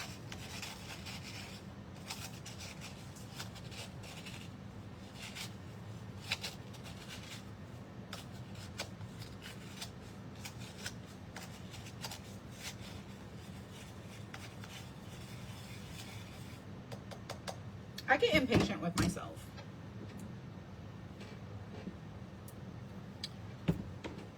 Actually, I have brown. I have a bag of brown. Where'd it go? It's right here. Sorry, this is chocolate. And we've been sealing our bags like this so you can just peel the top off and then you can open it.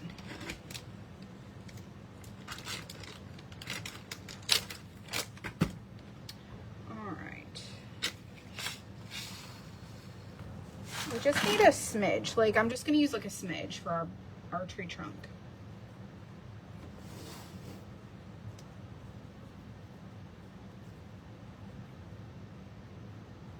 Don't need that much. Well, I'm telling you, a little goes a long way.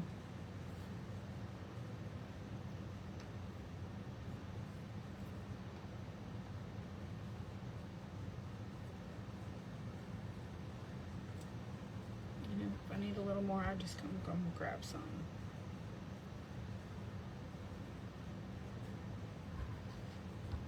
Our little brown tree. I will say I don't think we're gonna make any other colors because we are making, like we have to, I'm personally coloring the glass myself, and it takes me an entire day to do all of them, and then they have to dry for like 2 days.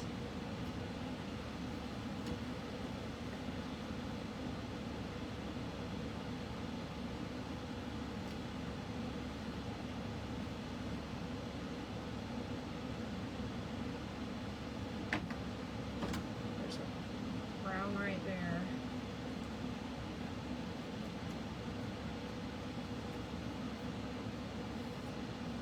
That's just gonna have to be in there.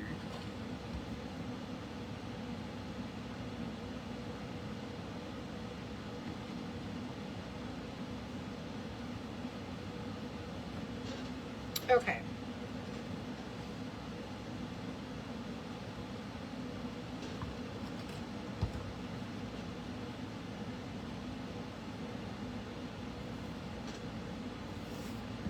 It's not quite as full as the other ones.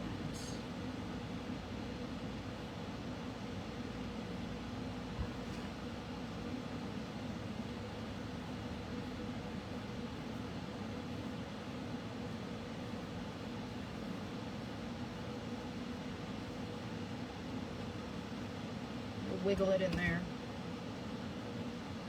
Oh, thank you. You know, I've been spending like a lot of time doing these because, you know, we've been doing the laser, you know, the craft kits for, gosh, 4 years. There's so many painting tutorials, and we just don't have a lot of this product. And when I asked people about it, so many people were like, I have never used resin, I've never used crushed glass, I've never done any of that before, and you just learn something with each one that we do. They're just all so very different. And you can just be super artistic. We're definitely gonna have to get that blue out of that green. It does not belong. Do you sell kits with the supplies you will need to complete a suncatcher? No. We have the wood cutout kit with glass. So when I do this, I will take this and put it into a kit that you can get the shell, all the colors that I used, and the wood cutout. The sticky back, we just talked about that earlier. You probably weren't here for that conversation. There is no protective barrier on this. So I'm not going to send you a $16 roll of transfer paper to do one cutout. That it doesn't make any sense. And then you can't really, there's no way to ship this already sticky. It doesn't have a protective barrier. So when it unrolls, it's sticky. And we don't ship you gloves. We don't ship you cups. We don't ship you a stick. We don't ship you any of that stuff. So this is a new collection. And like I said, it takes a learning curve. It takes a little bit of a learning curve to see what we need to do. And so right now, we provide you with the glass and the cutout, and we also have resin. We did not include resin in this because people have resin allergies. So if you want resin, it will just be separate. And if you want to order it, it's in the shop, it's available. It's an 8-ounce set of A and B, and you can craft it that way. But for people who have resin allergies, I've taught them how to use like liquid glass, how to use Elmer's glue, how to use triple thick. There are other methods that people can use to craft these, and some people are putting a cardboard back on and gluing their glass in because they have resin allergies. So we don't do a kit that way. I put together the glass and the outline that you need, and then you can decide what other things are needed for you. So lots of people have resin allergies. Same way with latex, you know, some people have latex allergies. And so it just kind of varies. So we have the cutouts in kits for the outline and glass. So hopefully that makes sense. All right, let me put this brown away now that we've finished our tree, and let's go work on our sun and our sunset. Alrighty, so we're gonna use Lemon Drop, which is a very vibrant yellow. So let me show you that surfboard again. So this is what I'm looking for to go with this look. Now, you might want to change it up. Let me slide this over just a little bit. Holly, you are very welcome. Let me change this up a little bit and show you terracotta. There's terracotta and golden honey. So you might want to do more of a softer sunset in the pigmentation and not so vibrant. I don't know how I feel about this with this. I really feel like I want it to be like bursting with color because I feel like that's the vibe I'm going for. But you could do like a softer sunset, and you could do golden honey with terracotta, and I'll show you what the two looks like on that mushroom. So I did do the mushroom with the terracotta and the golden honey. So you can see, I'm putting my hand behind it so you can kind of see what it looks like. So it's like a softer orange, it's terracotta, and then this is the golden honey. And you can see the difference in the two. You get a vibrant yellow and orange, or you can get a softer yellow with this here. So you have some shades that you can decide, like, what look are you going for? I'm gonna do more of a bolder burst, okay? I'm gonna do a bolder. So I'm gonna use that Sunset Glow and the Lemon Drop. And we're gonna start with 2 cups, and I'm gonna, no, not that. I'm not gonna use these.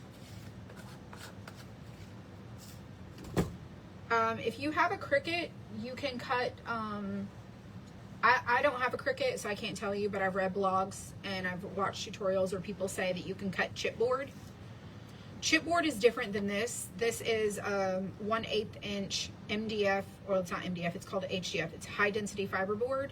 So you're probably not gonna be able to cut this thick of a board, but you might be able to cut like chipboard, which is a little bit around the thickness of like cardboard. You might be able to do that. We have laser machines that cut our wood cutouts. And these are way more resistant to moisture than actual like birch, things like that. I've seen some videos where people have done birch with some other things, and it swells because it's layers with, it's like got pockets in the wood. So, where is my yellow and orange?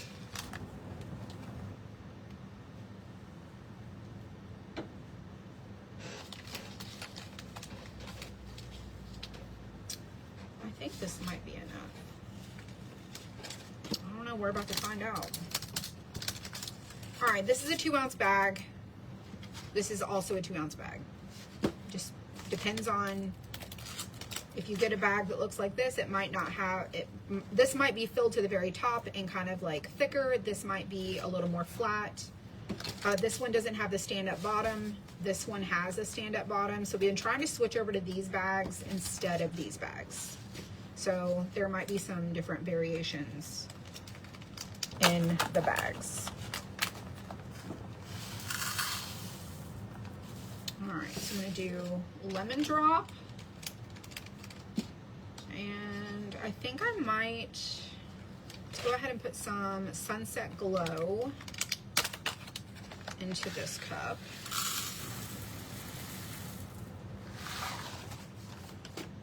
And I was thinking of doing like rays.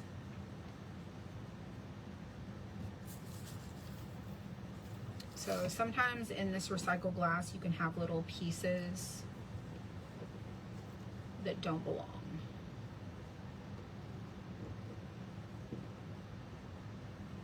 Like dark pieces. So I'm gonna do a yellow. And then we're gonna do some of this orange, kind of sprinkled along the edge of our sun.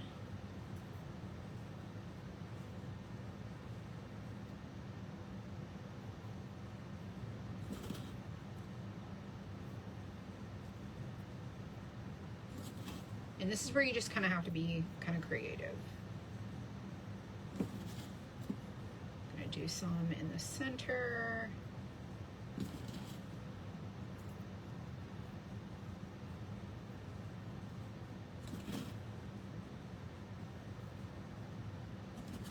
Rather than pouring it, I'm just gonna sprinkle it over the top, and then I'll do the edge. That way I can kind of mix this a little bit better.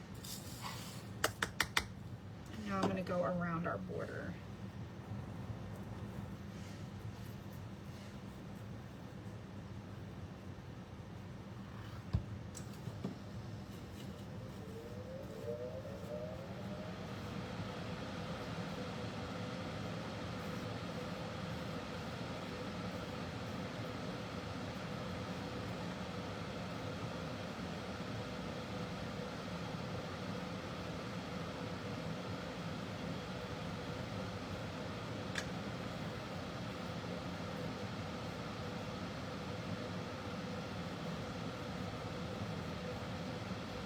You know what we could do? We could do like a light blue background.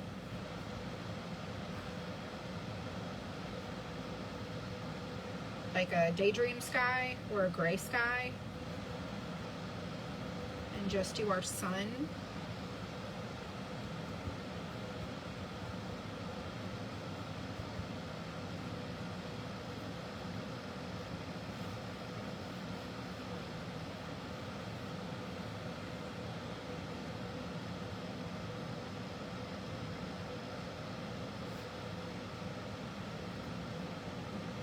Let me think about it.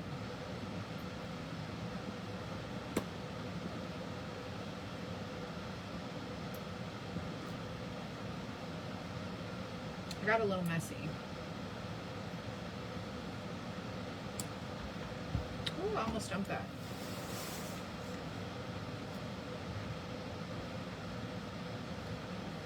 So another piece of advice I have is sometimes people, mostly people who watch, just watchers, they're never going to craft. They just watching, you know, give opinions. They want you to like hurry up, or they want you to like have your craft together before you like get started. And sometimes art just doesn't work that way. Creativity doesn't work that way. Creative minds don't work that way. And many of you guys can probably relate to the fact that your craft ideas might change as you do things. And so as I see things come together, I'm like, ooh, what if I did this? What if I did this? And so now I'm like, do I want to make this all yellow and orange? Because now that I can kind of see the sun is doing its own little thing here, I'm like, well, what do I actually want to do? What will I really like? And so this is where I'm like, do I want to do a blue sky? Do I want to do a gray sky? Do I want to do a terracotta sky? Do I want to do like a golden honey sky? What do I want to do? Do I want to do the vibrant sun and change it up a little bit?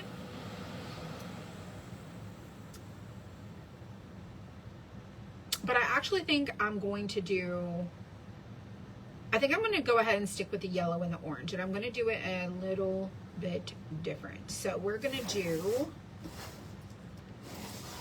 some, hang on, let me go to Google. Let me go to Google. A beautiful blue sky, that would be pretty too. All right, let me Google yellow, orange, sunset. Yellow, orange, sunset. And let's go to images. And do you see like how the sun can be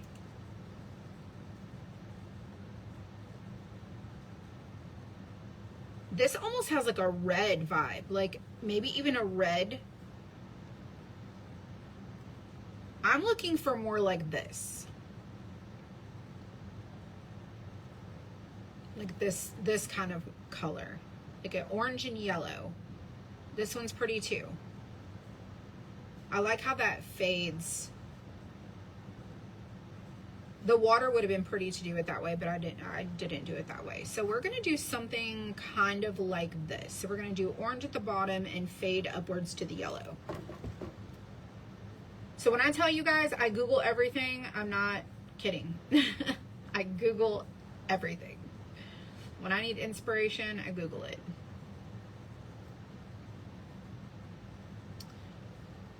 All right, so you want to try purple, pink, and red sunset. Oh, I want to try that too. I want to try that too. That'd be so pretty. That'd be beautiful. So for this, we're going to do orange. Yeah, this is orange. The sunset glow along the bottom.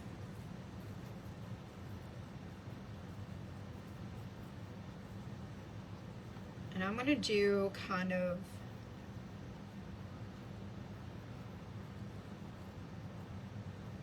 oh shoot. There's that orange and our blue.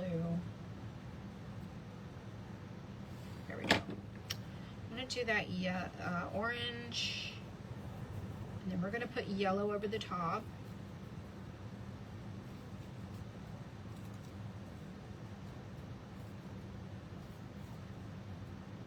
Hello, Kathy.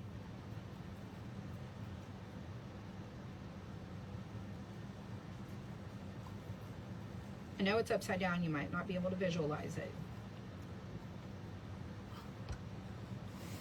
Let's spin it back around.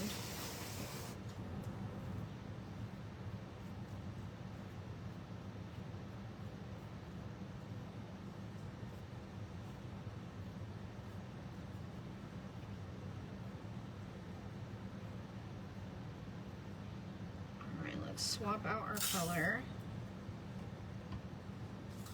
Let's do yellow.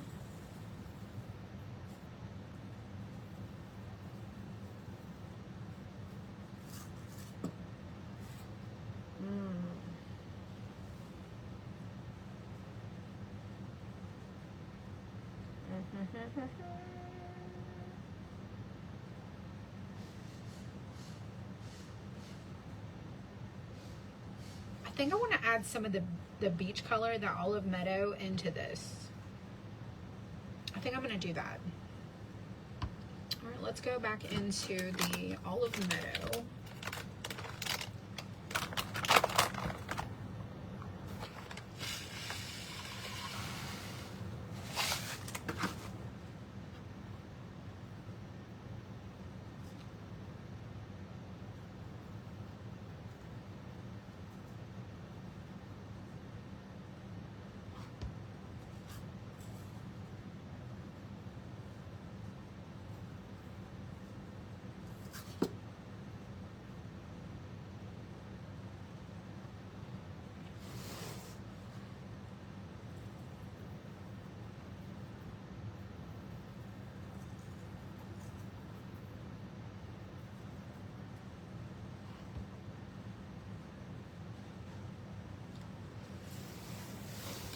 I don't want it to look like a candy corn sky. So I think what I want to do,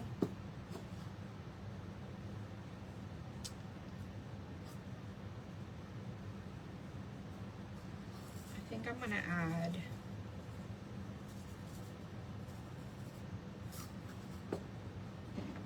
okay, so what I'm going to do is I'm going to start mixing these.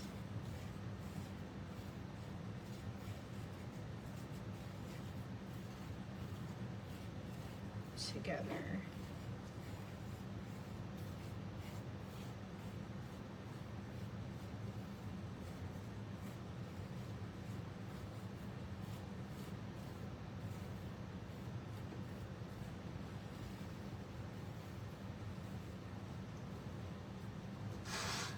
So you just mix it around.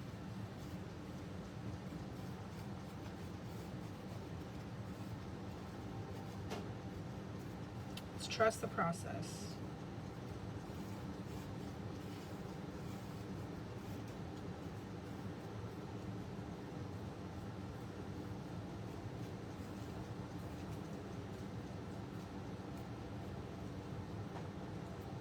I think I'm gonna need a piece of shell right there.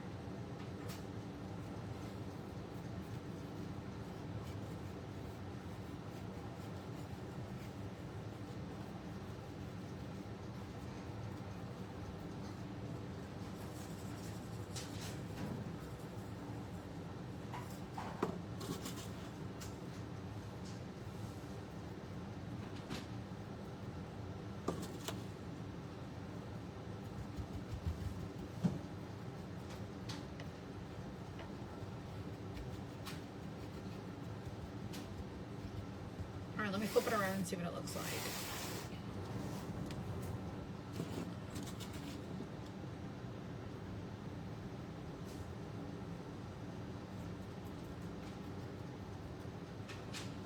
Just have to use our imagination.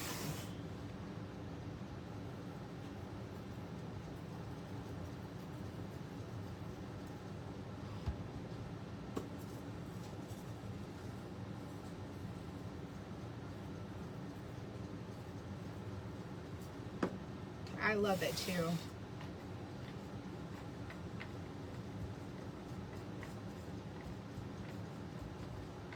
All right, now we gotta match the other side.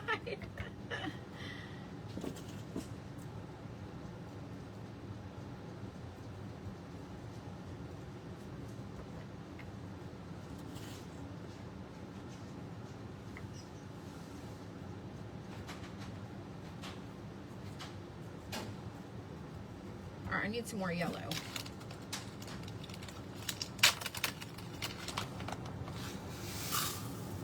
So think about a crazy sunset sky and how it just doesn't even look real. This doesn't look real because obviously it's crushed glass, but I just really was like, how do I create like a sunset? Just make this look so interesting. I like it. All right, now I need to try to recreate that over here. Let's try. Make that work over here. I'm going to try to do the same method I did over there. The orange doesn't quite come all the way up, so I don't want any pieces all the way up.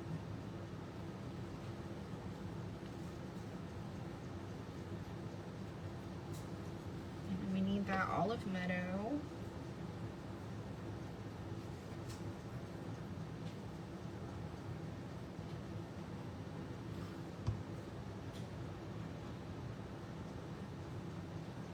Y'all, this took a long time. I knew it would. I just knew myself.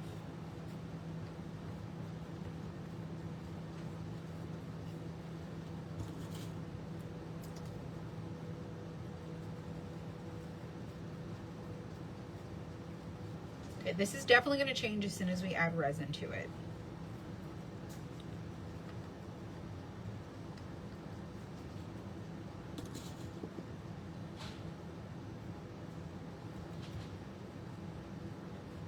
I do like it. And there's little red kind of bits in with the Sunset Glow. You might not see them right away, but there's definitely little red bits in there. It's like a shade. It's like a hue.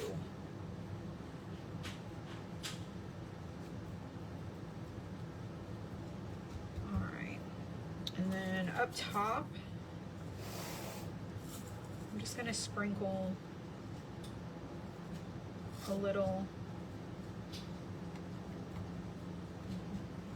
yellow. All right, let's see how it looks. I like it. We need a little orange right there.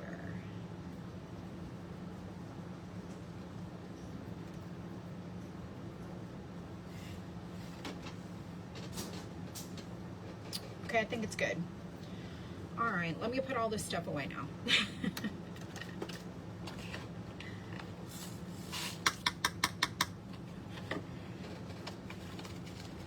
How do you get it to stick? So this is a sticky paper, and then we're gonna put resin over the top of this.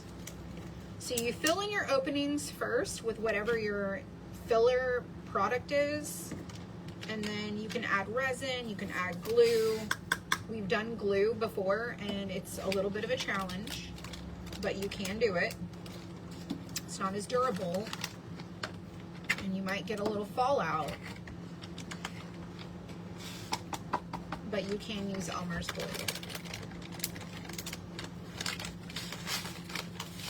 All right, I used a ton. Okay, so we didn't use this. I'm just gonna go over the colors that we did use so that I can keep track of everything. So we used mirror. All right, so we used mirror, treetop, sunset glow, golden honey, ivy breeze, crushed shell, lemon drop, tidal wave, royal blue, and chocolate. And those are 2, 4, 6, 8, 10 colors that we used. And I didn't use any more than 2 ounces of anything, probably not even the shell. All right, so let me put these over here on my little shelf.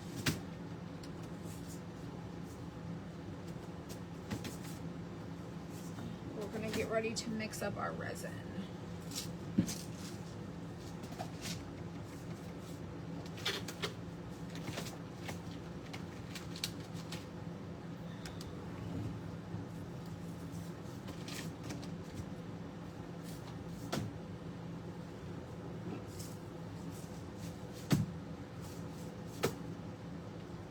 And I want to take a screenshot of this.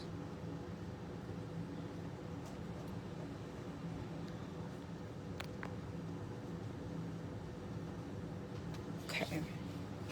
All right, let me put my glass in this basket over here.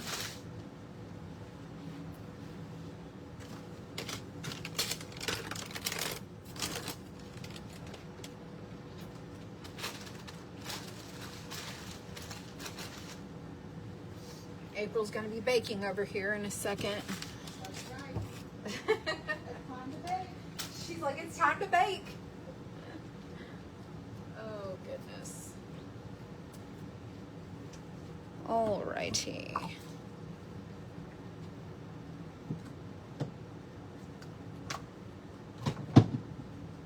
We might use more than 100, so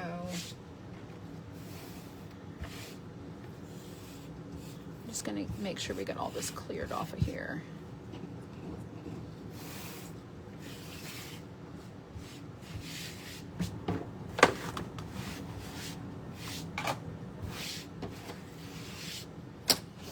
All right, you're gonna want to use these gloves. I just use the pink ones. You can use whichever ones you want. I think the pink ones are cute. They're adorable. And I'm gonna move this over and out of the way. And we're gonna use, we carry this resin. We have A and B. It is an 8-ounce set. So this is 4 ounces. This is 4 ounces. It's 8 ounces. And it does come with a little nozzle. I don't know what I did with it.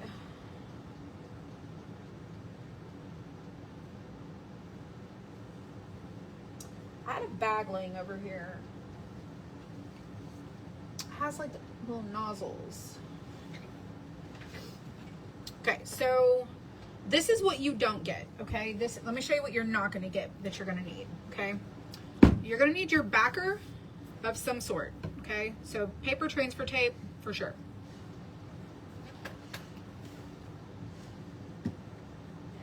Move this over. Cups. Mixing cups for your resin. And a stir stick. This does not come with your cutout if you get like a kit from us, because we do have the wood cutout and the glass. You're not going to get cups, you're not going to get your paper, you're not going to get gloves, you're not going to get resin, you're not going to get a stir stick. You're going to need to get these items.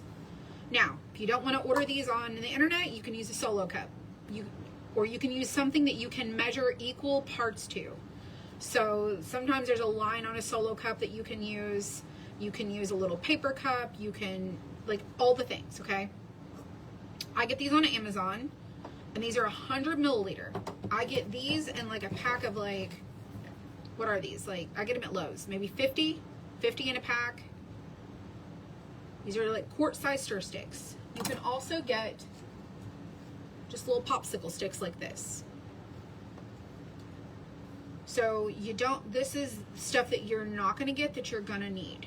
Okay, if you're going to use resin to fill this.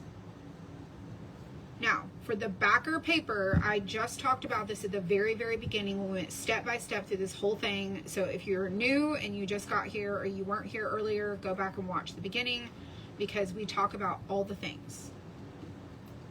This is Frisco Craft paper tape. These are just pink large gloves. These are 100 milliliter disposable cups. And then you don't have to get our resin. You can get your resin on Amazon. It's completely up to you. But I did order it. I've introduced it to everybody. I ordered a batch of 500 sets to start with. If it goes over really well, we'll add more. We'll grow our quantities. But this is where we're starting with. You can do about 2 cutouts that are 12-inch with this. You can do about 3 to 4 6-inch cutouts with this. It's just all in how you fill it. It's all in the size. It's all in, like, it's an estimated amount, okay? So that's just what I'm telling you. So those are the things you're not going to get that you're going to need to get for yourself. Okay, so I have 2 cups here because I don't know that I might need more than 100. It's looking like I might. And this resin is equal parts 1 to 1. It's crystal clear, no yellowing. It's self-leveling, it's non-toxic, and no VOCs. So what does non-toxic mean? Some people will tell you that you need to use a respirator for resin, all the things. So the company that I went with that makes this resin says if you mix it as directed, equal parts 1-to-1, it is non-toxic.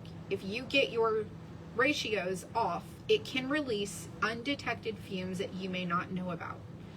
And so it is recommended that you should wear a respirator.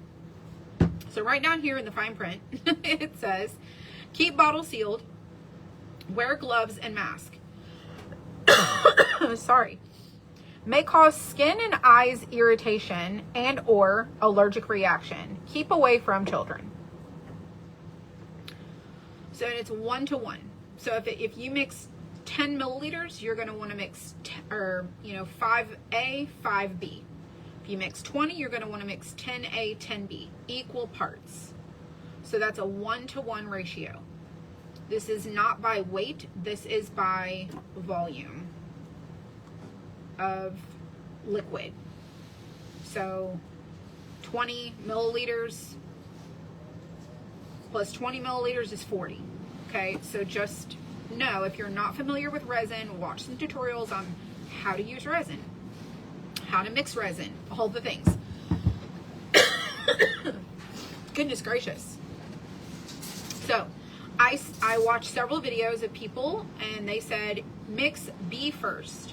Pour your B in, put your A in on top of B. I've been doing that. I've had some bubble issues, but not very many. This doesn't say bubble free because I just don't believe that there is any such thing as a truly bubble free resin. And if there is, it's going to be really expensive because that's one of the features that I think drives most people insane is the bubbles. Let me get my water.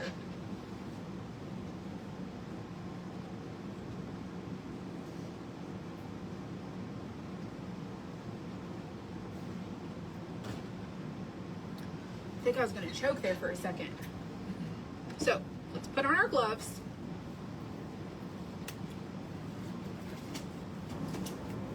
And if you teach classes, I know some of you guys teach workshops and classes and you're wanting to like introduce this at like your paint parties and stuff and you want to add a new product. The number one thing I can recommend is that you pre-do one of these so that you have an understanding and an idea of about how much is what. And if you use your little cups, you're going to know, okay, we're going to give each person about 2 ounces of each color. And those are the colors that you have. This is what your package includes. If you sign up for this class, you're going to get 2 ounces, 2 ounces, 2 ounces. If you find that you need 4 or 3 ounces of something, you're going to set that aside. And if they have a leftover glass, let them take it with them or keep it there. But you can portion out your glass that way and have your little stations ready for the people who come to your workshops, because each cutout is going to vary. They're not all going to be the same. And, you know, let's say I do mine this way and you're like, oh, I don't want to do mine that way. I want to do mine with a different look. Your cutout might have more green or more blue, and so I couldn't tell you, you need exactly this much. So what I always tell people is plan ahead. Plan ahead. So if you think you're going to need more than, you know, something because your creative brain changes its mind, then do extra. Do extra. That's how I work. All right, so let's go ahead and start pouring this in. And I already pre-opened this so that you didn't have to sit and watch me do that. Oh, I need to mark my cup. So we're going to do 100 in this cup. So we're going to do 50 and 100 line.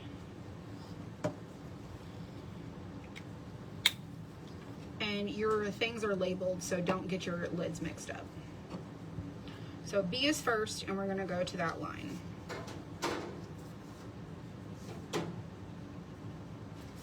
See, just pouring it creates bubbles. Okay, so I'm exactly at the top of that line. And this is where what I used. So I have over half of this left. Okay, and now we're gonna do A.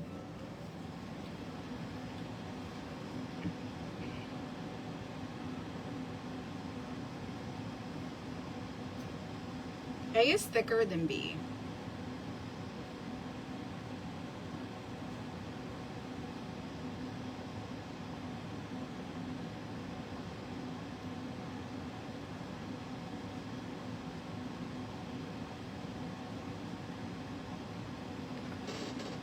I'm just watching my line.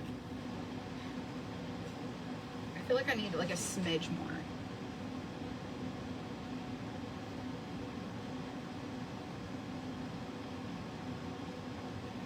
Okay. There we go. So this is A and B. And I wish I could show you what they look like, but angling the bottles doesn't really give you a very good idea. And yes, our stickers are not perfect because Dylan and Mason did that. Okay, so let me show you. Do you see how it looks kind of ribbony and like separated in there? We want to mix that really good. And you see how there's bubbles? So just pouring it creates bubbles. All right, so scrape your sides, mix really good, and try not to like mix vigorously. So it takes about 2 to 3 minutes. And I'm just gonna start with our edges. And then swirl it. And it's gonna get cloudy and you're gonna be like, what just happened? And then it's gonna get clear. Providing you did equal parts.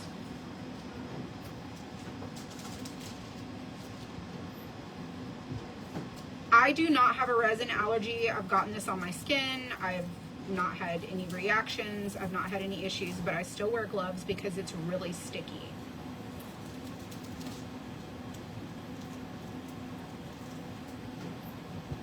And I do mean it's really sticky.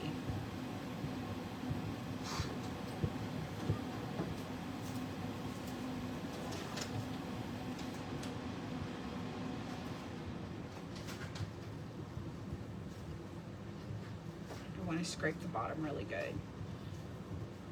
You don't want any residue left behind of like part B on your cup, especially at the bottom. And you don't want any left at the top of A because that's what you poured into B.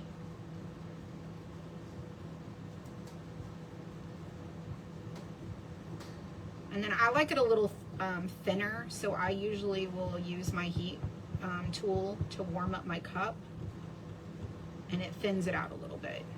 And you just have to have user experience to know what I'm talking about.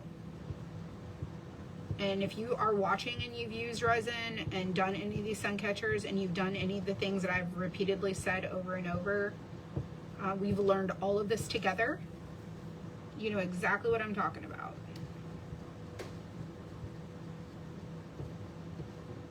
If you've ever mixed a bad batch of resin, you know what I'm talking about. All right, let me get my heat tool. And I just put it on about 200 and just warm up the cup. And I know it's on 200 because I said it there. And just keep your cup moving. You just don't want it to burn or warm up too hot because it can flash cure.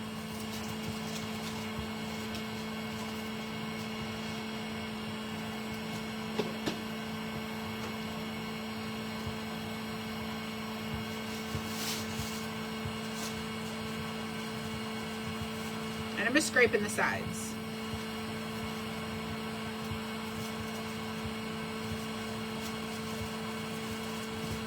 And you can see that it's already become really clear.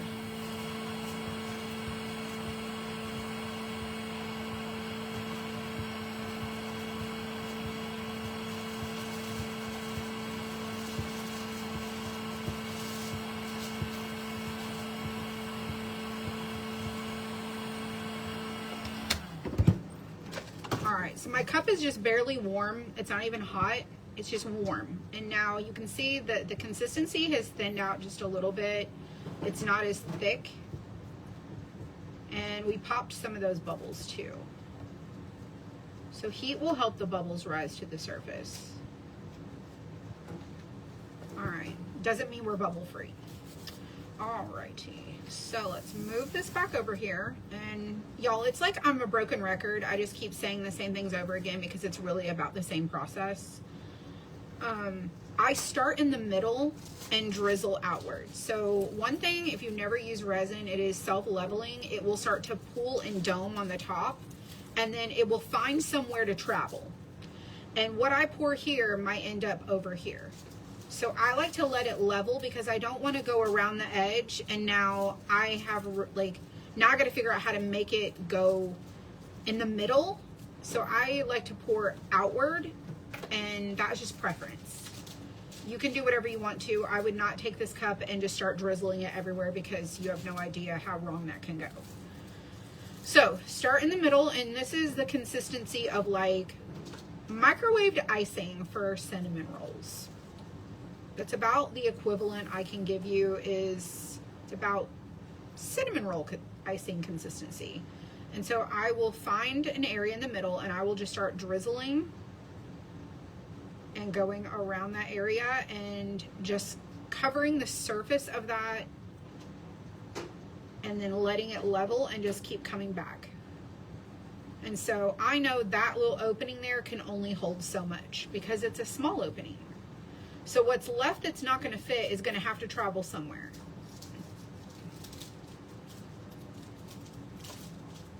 And then I'll just keep going through the middle.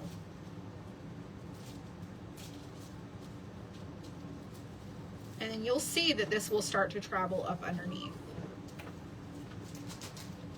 That's a little small opening. Let's do our little sun up here in this little spot. Let's come down to our mirror.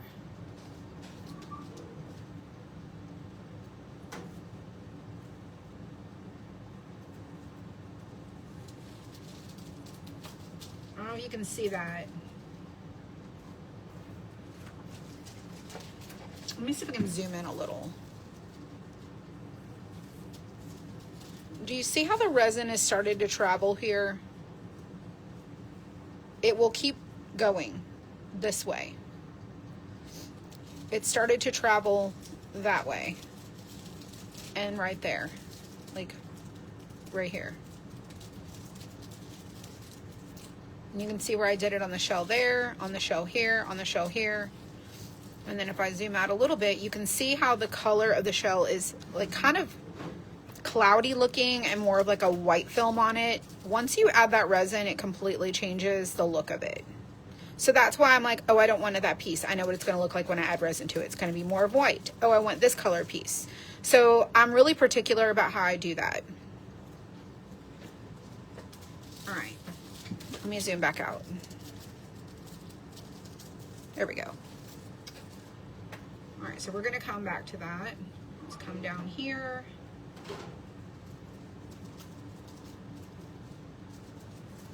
And this has almost completely traveled over to this area.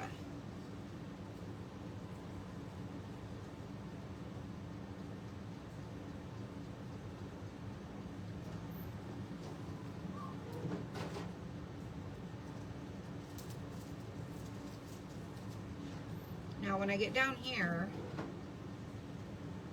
I just try to do it lightly because I'd rather have like to add more than have too much.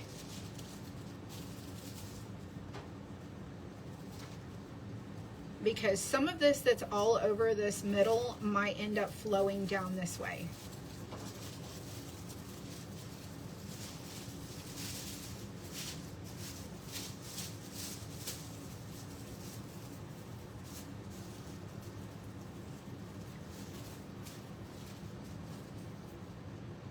I'm just going to drizzle a little bit.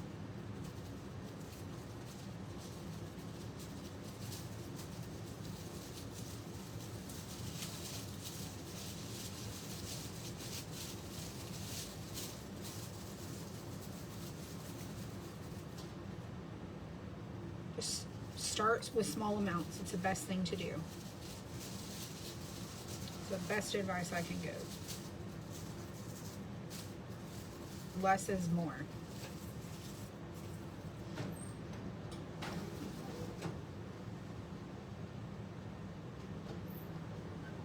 That little spot right there is really tiny.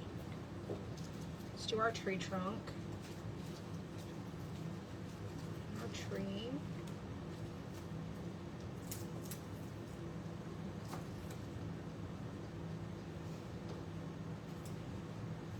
Now I'm going to come up into this little area right there.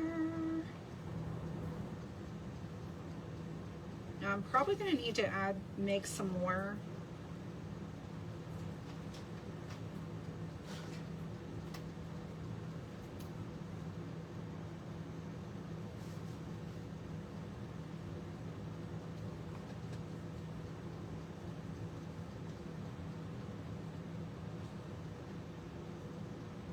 Now double check around your shell that you have everything covered.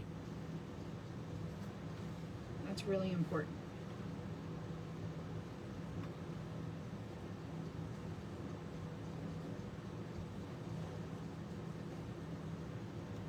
Now the rocks are starting to look like rocks.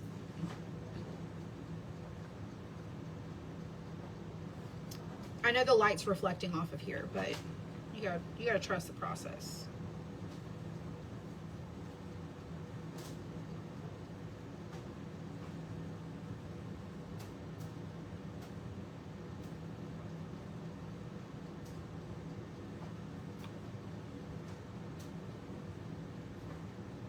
Gonna go around that.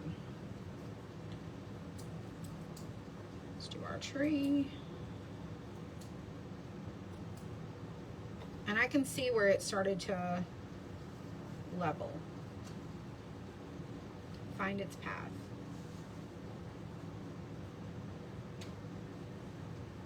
Y'all, it's already 6 o'clock. I can't believe that.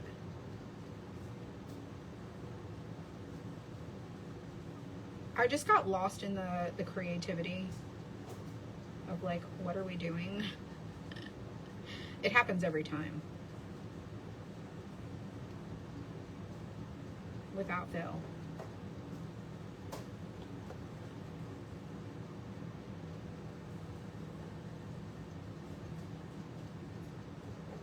I'm trying to decide about how much more I'm going to need.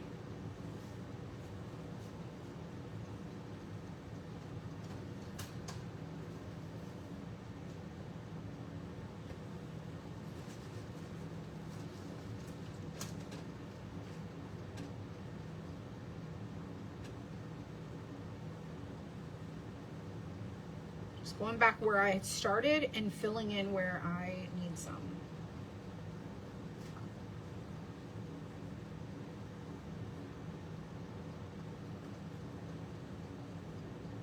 I have my doctor's appointment at 1:45 tomorrow, so I won't be here during the day crafting. So I just wanted to let you know that it'll probably be tomorrow evening.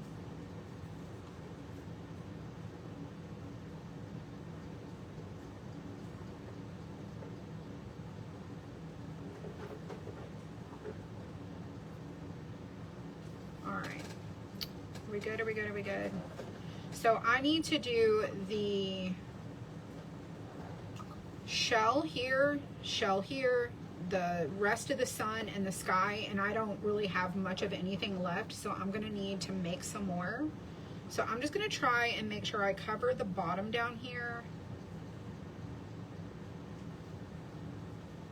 with what I have.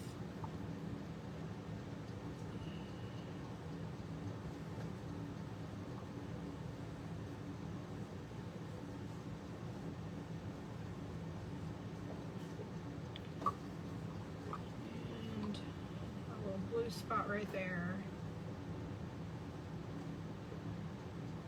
Just letting it drip off. Okay, our tree trunk is good. That is good. This looks good. There's a little spot right there in the green. That looks good. Okay, now I'm going to flip this upside down.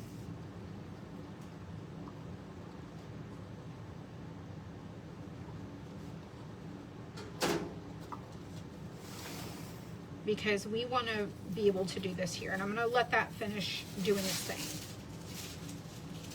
But you can see it's pretty good.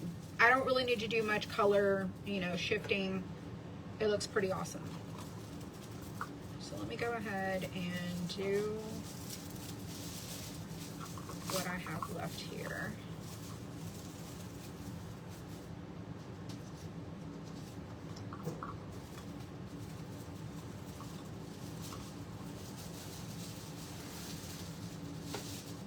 I mean, a little goes a long way.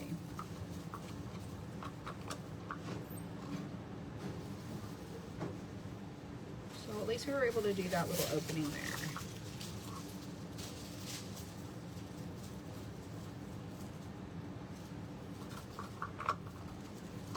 Resin is like gold. You do not want to not use all of it.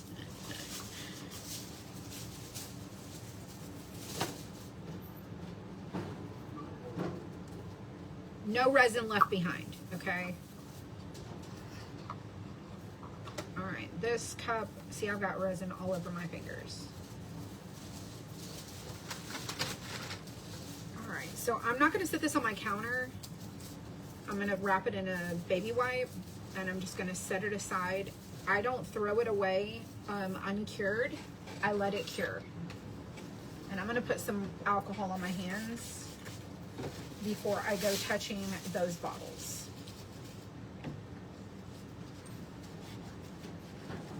Because then everything will be sticky. And I'll flip this around so you guys can see what it looks like so far.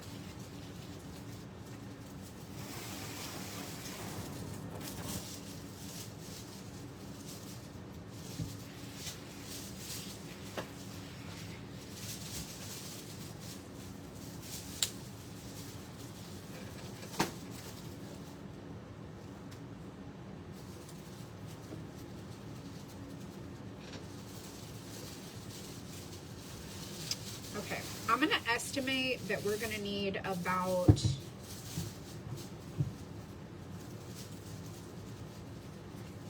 so that was 100.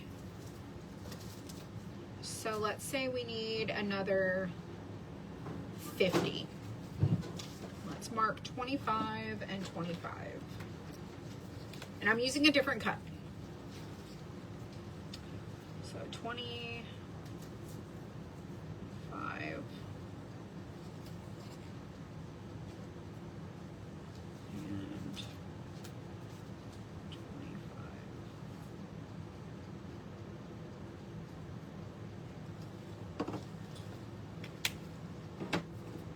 All right, we're gonna do B first. That scene is beautiful, it is. So that one was requested. I can't remember who requested it. I think she teaches craft parties too.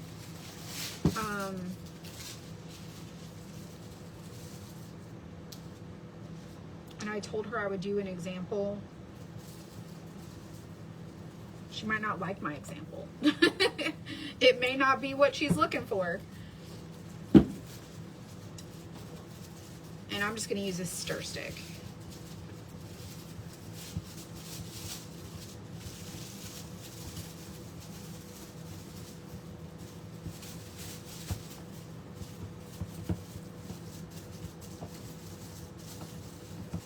I'm mixing it quicker, so there's a lot of bubbles.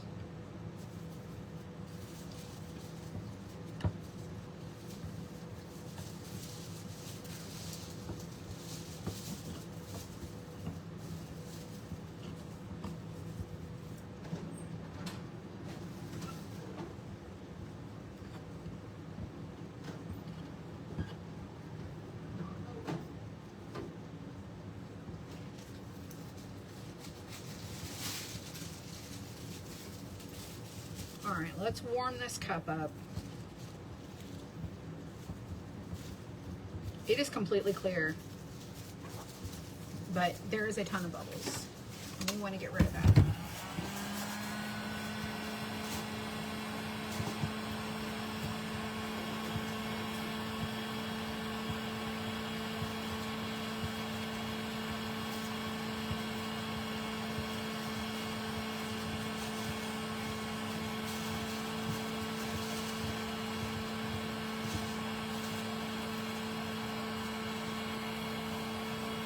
Like you can see there is like a ton of bubbles.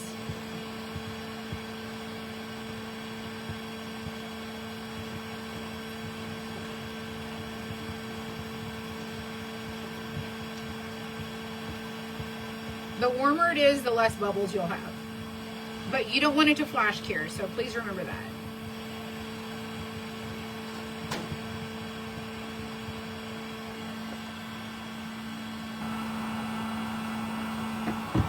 Alright, we'll pop most of the bubbles with our alcohol. Alrighty, so let's flip this around. And let's finish off the rest of this. Tiny little spot there. I love how the rocks are looking like rocks.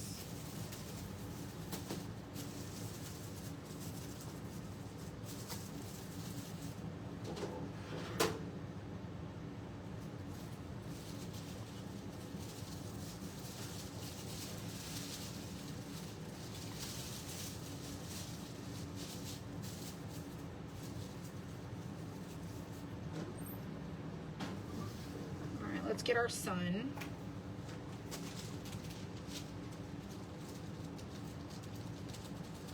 Make sure we got it really good. All right, I'm going to start here and work my way to the outside.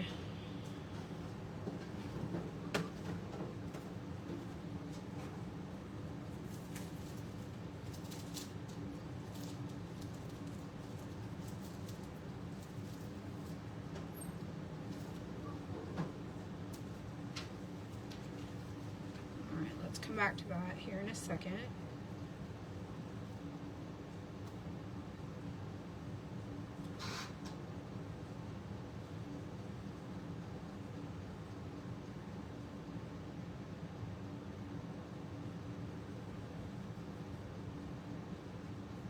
And we should have enough to do our frame.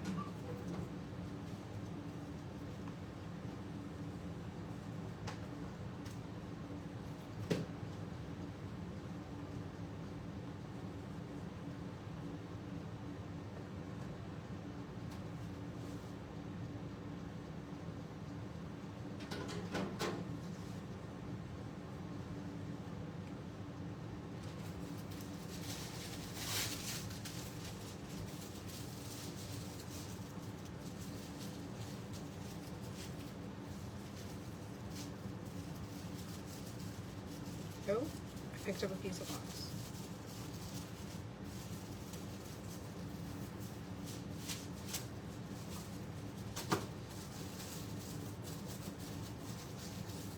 This looks outstanding.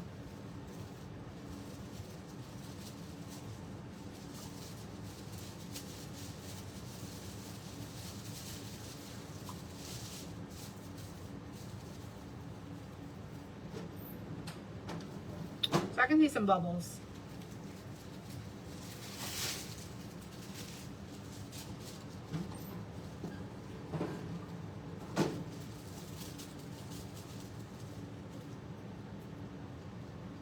Alrighty.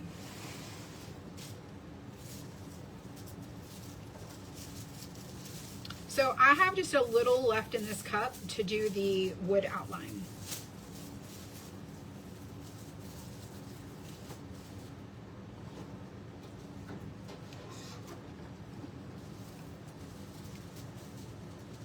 I typically always start from the middle and go outward.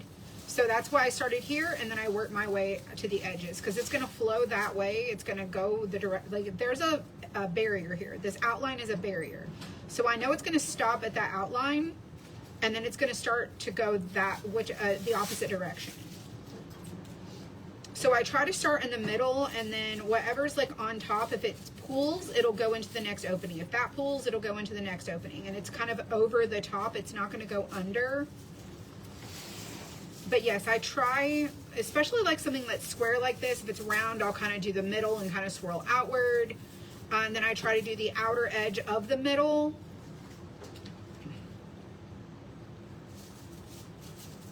Yes, I do try to do that. Okay, so I'm going to put this stick over there in that other cup, and I need a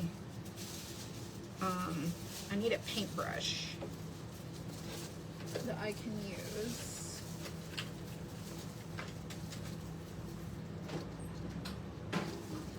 Okay, so I've used this one before. We'll probably use that.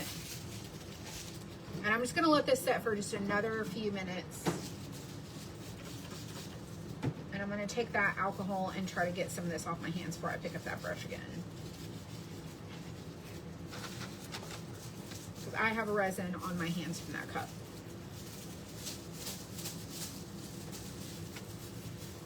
So do you see how the light is on this tree here? How it looks like it's bubbled up and then it's dipped down for the wood? That's what I'm talking about doming. So the resin has stayed kind of in that opening, and now I'm going to take that extra resin and I'm going to move it to where it coats that wood. So I may not add any more resin here. I might just take my brush and just kind of bounce over the top of it and connect these two. And that resin is going to start to level itself out. And I'm going to do the same thing right over here.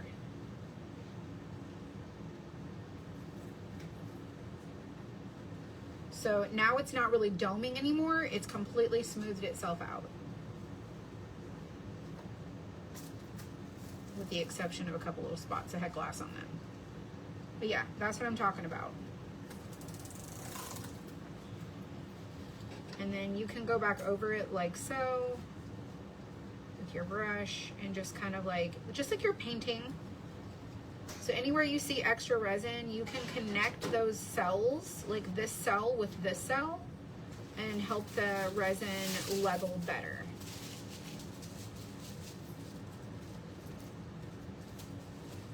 So you don't even have, you can just kind of use what you have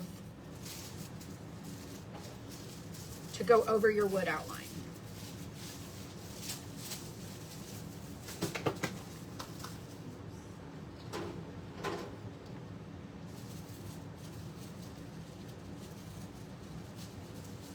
So that's just what I'm going to do.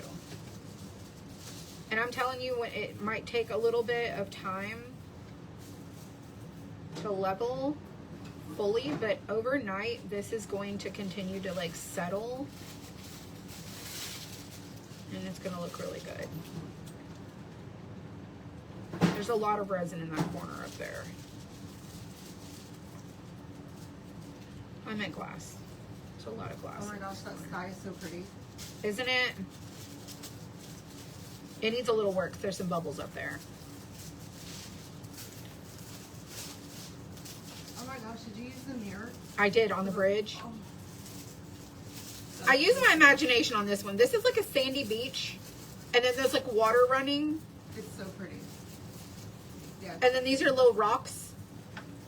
Yeah, that is like rocks. But it could be clouds, depending on how you paint, how low you paint your skyline. Yeah. Those could be clouds up there. Like this could all be like water or sky. This could be a bridge. This could be your only little river. You could have just grass and have all of this your sky. Like there's so many ways you can do this. There's so many. All right, let's finish this.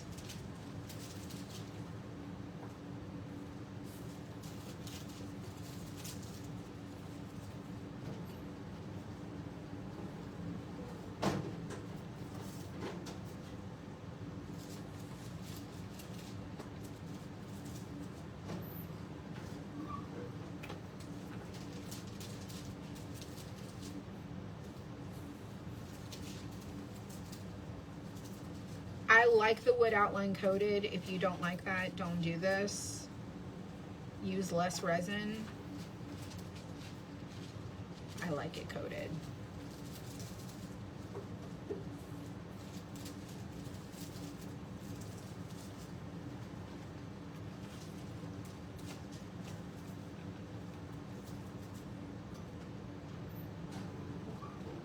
So I'm just tapping between to connect these two resin areas with each other. And there's a piece of blue right there. Let me get that.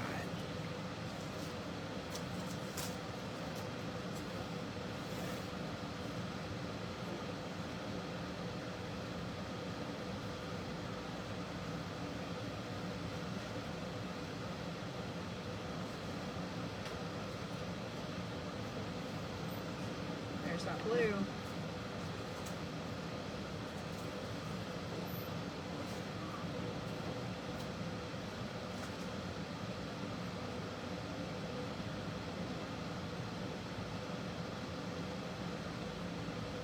You see something, just get it out before it cures.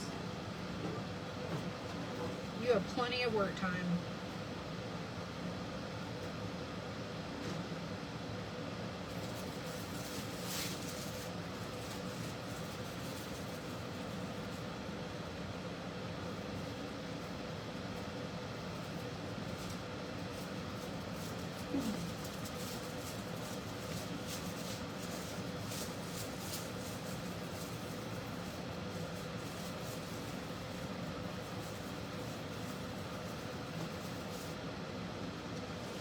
Remember, it's recycled glass, so you're going to have little imperfections.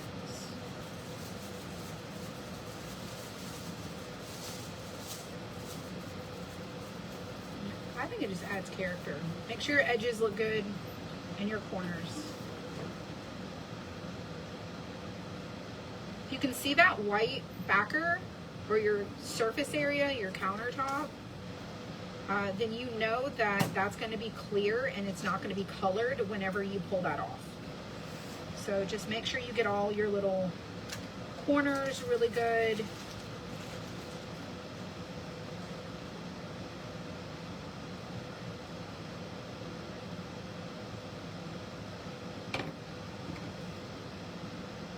And your edges.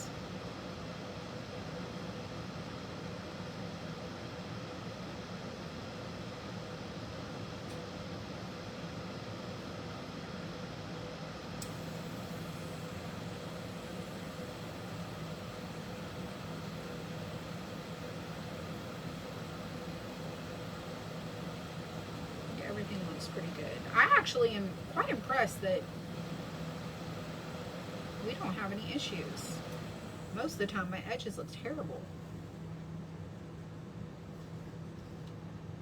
These look pretty fantastic. I haven't looked up in there, but it's pretty good. All right, let's finish where we left off.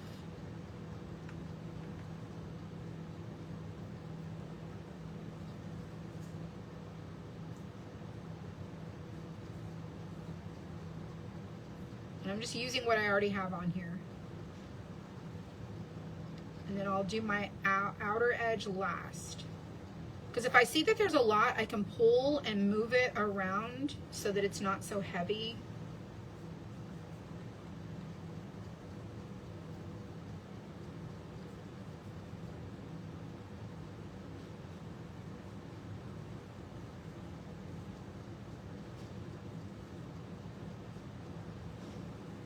See, there's like really a lot of extra right here. I need to be really careful with where I let that go. Let's kind of move it this way.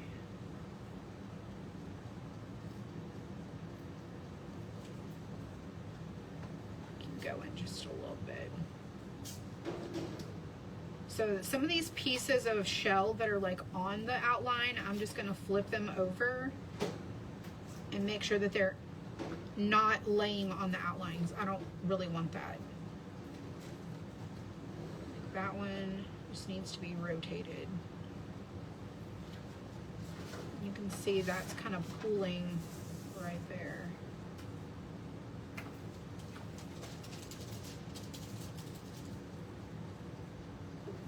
Looks pretty good, looks pretty good. We got all this. Let's come to this edge here.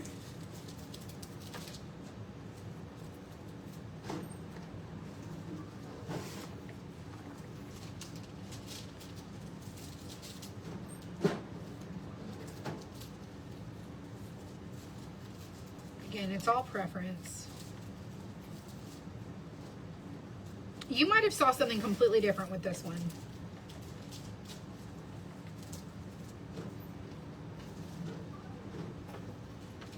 I think we used a lot of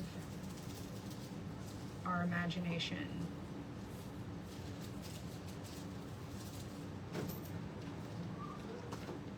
What you baking today, April?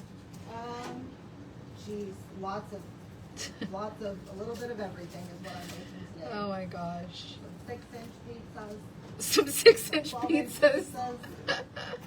So we sell these cutouts in 6 and 12 inch, and she's like 6-inch pizzas, some 12-inch pizzas. Yep. Oh my goodness.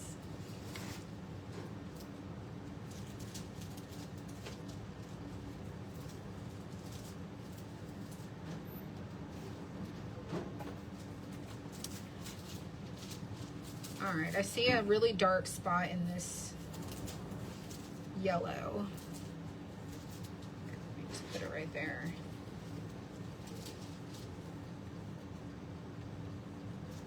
I can see some white.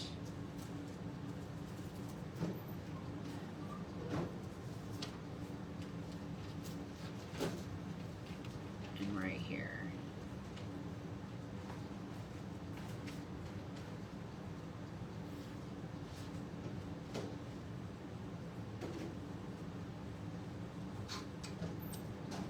I knew that corner was going to be a little bit of a challenge.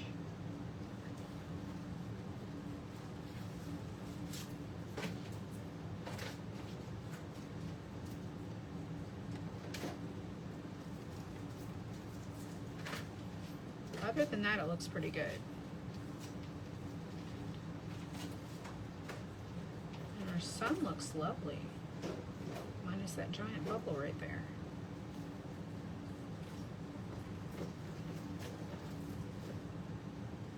That was a big bubble. All right, we'll clean that off. All right, let's finish our outline.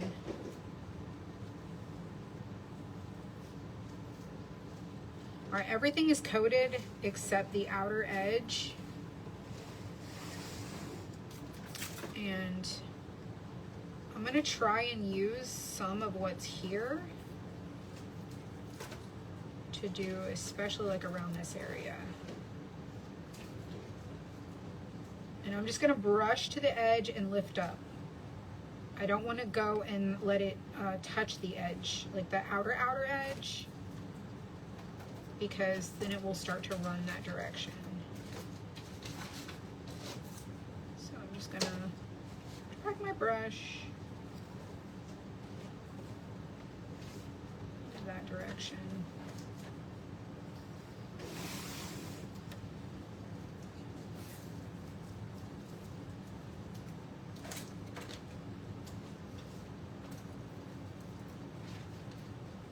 Well, this was a long project, and I do appreciate your patience as we navigate this whole idea here.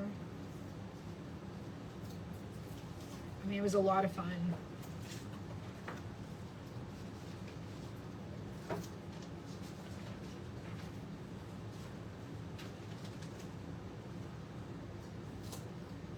I can see like a lot of resin right there.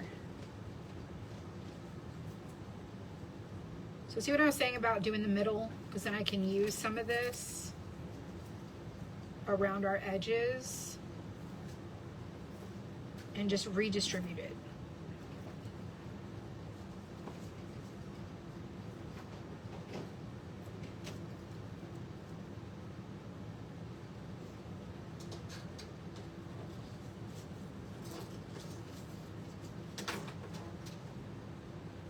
And it's just going to fill itself back in up there.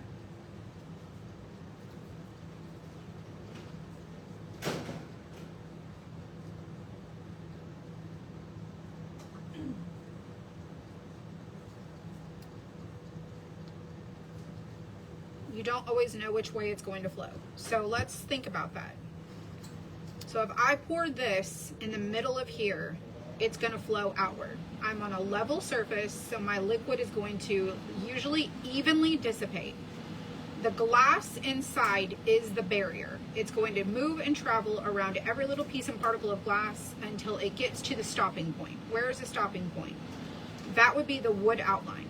If I overfill the wood outline, it's going to flow into the next area. If I overflow over closer to this side, it's going to flow into that area. So if I know that if I put it in here and I can see, like, if you're not crafting these to know what to do, then you're not going to understand. You just have to, like, listen, take the information in, and do it yourself so that you can see what I mean. So I pour in here. There's a wood barrier.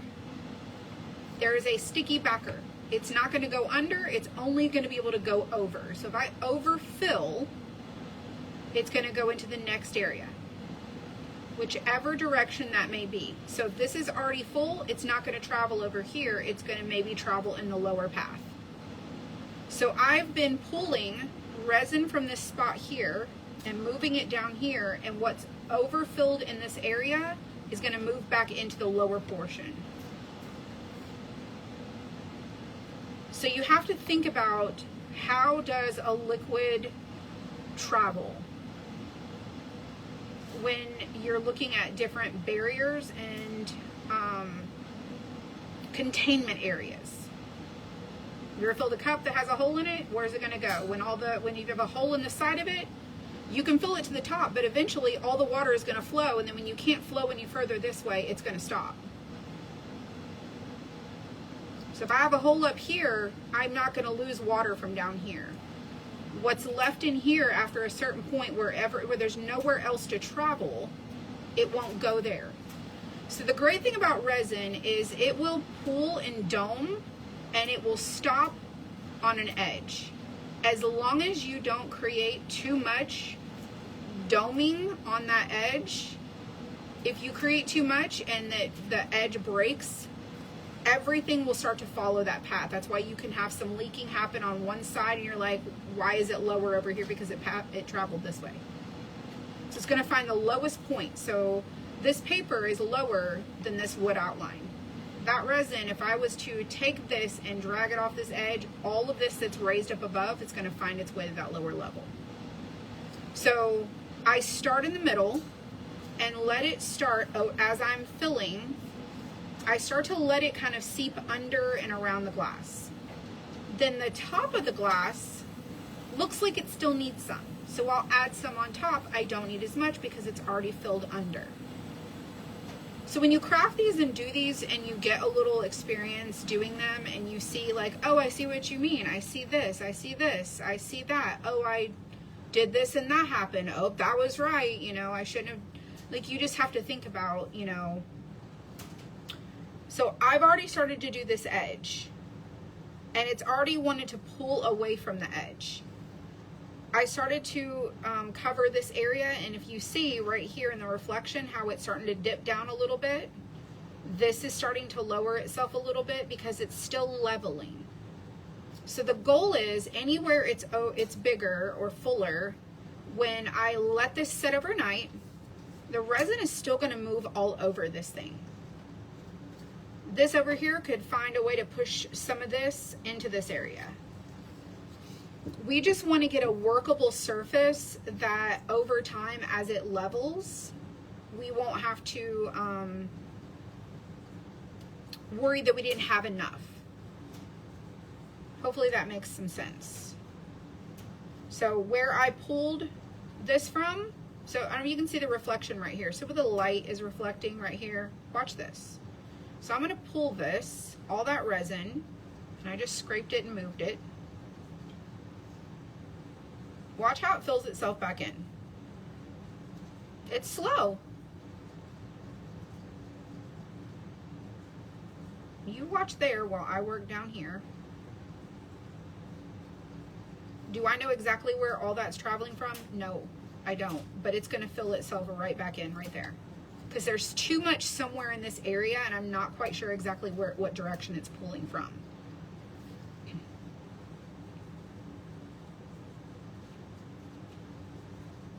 So what direction do I know I need to go? I don't.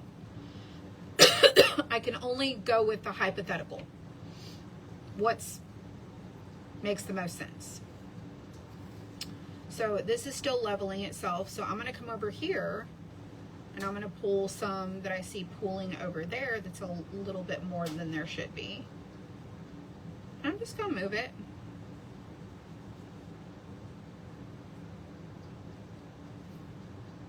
And that'll level itself back out. pull some from right here. And I'm kind of at the edge where I don't want to add any more because there's already like a lot of resin here. So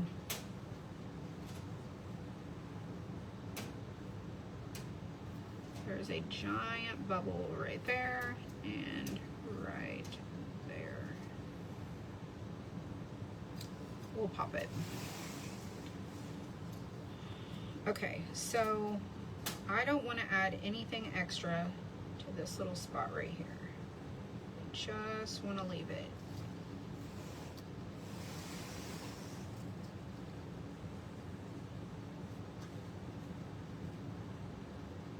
All right, let's go to the top because I don't have a whole lot extra here to work with.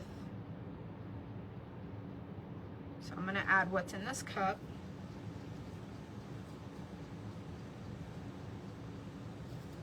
To the top. And I like to do the border. Definitely a matter of preference.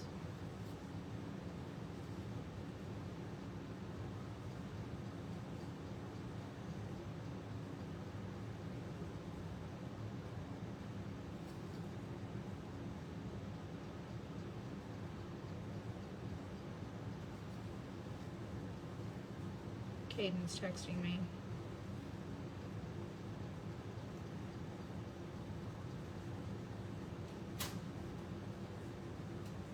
Now I feel like my bristles just drug down below. It might run off there.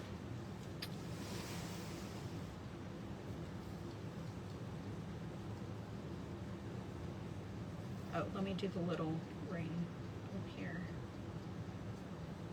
Little hanging ring.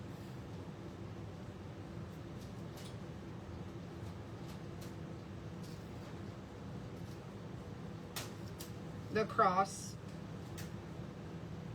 The cross or something that's not a lot of corners and edges that could be challenging. So the cross was one of the very first ones I did, and it is a great beginner. It's 2 colors if you get the kit, and you get a really good idea of like what to expect. If you don't like crosses, then do something more simple, and I'll show you here in just a second.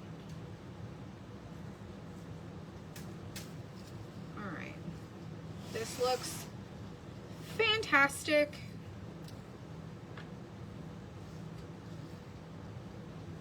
Now, if you see any spots on your black, it could be glass. Just move it over into your little opening.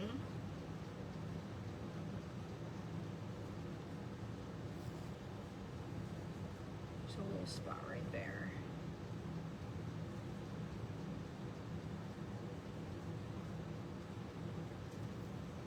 Okay, and a little white spot there. All right, I really don't have anything left in here. I mean, I can probably take some of this and like just drizzle just so we don't waste it.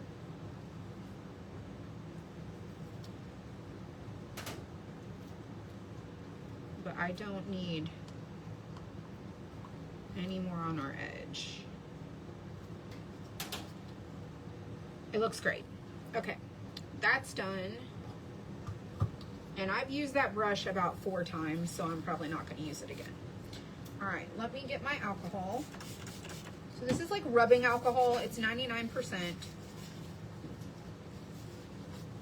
And that 91 or higher has less water content, and water and resin don't mix very well. So you want something that has a lower water content. So 91 or higher of like rubbing alcohol. Here's that container. Here it is. Isopropyl.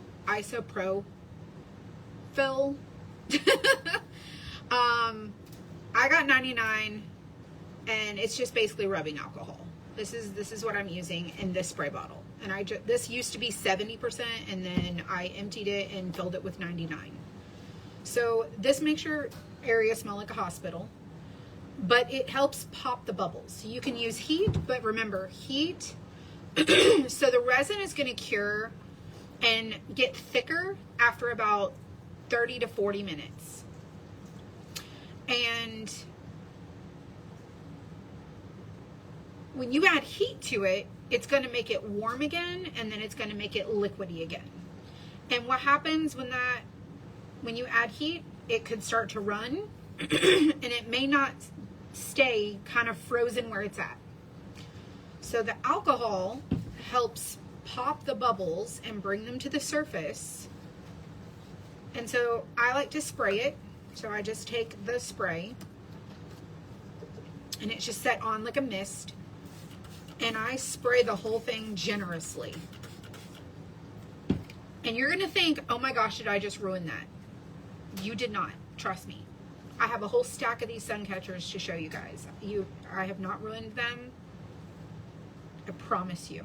I promise, okay? I'm gonna let this sit for a second.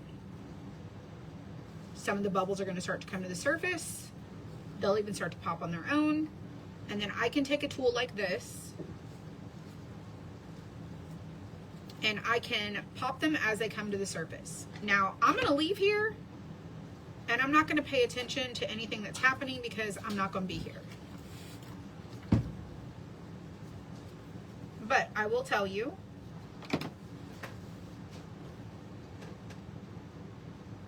that I'm probably gonna have some bubbles, and I will be okay with that. I've learned to make progress, not perfection. And as we do these crafts, as I do things, as I improve, as I get better, then my projects will get better.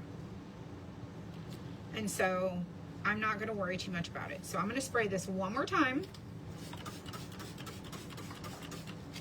And I'm gonna let it sit for just a second. I'm gonna peel these gloves off of here so that I can get my phone and touch these lights and move them around so you guys can see.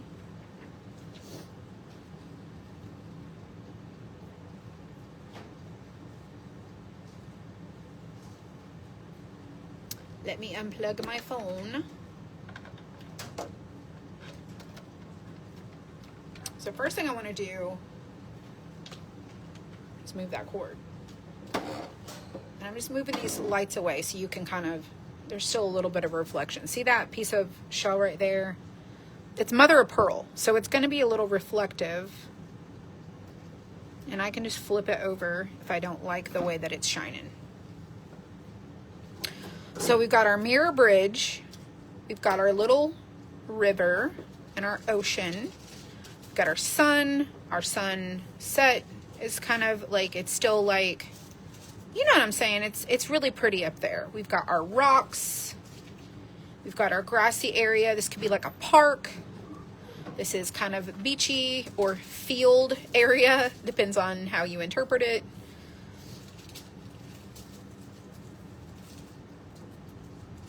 And I can always add more yellow in that middle right there.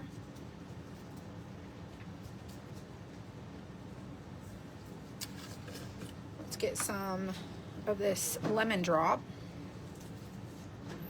And I can always sprinkle some of that kind of in the middle. Just a little bit more.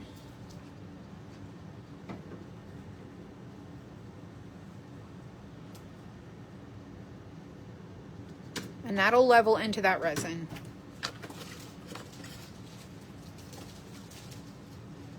So this is what it looks like without all the lights glaring on there, but I'm going to bring the lights back so that I can see what I'm working with here. And I'm going to take this, and where I just added that glass, I just want to make sure that it's all coated. So I just added that yellow. I don't want it to be sharp. I don't want it to be sticking up. I want it to be like coated.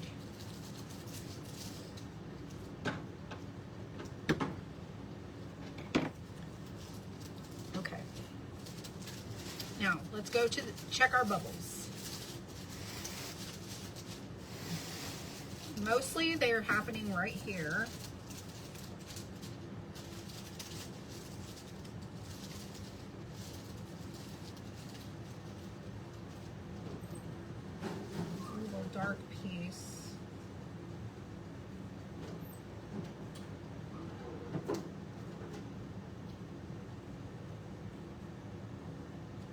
just keep scooting it. Oh, there it is, there it is. So here's that dark piece that was in there. And now I'm gonna go and level that out. There's a big bubble right there.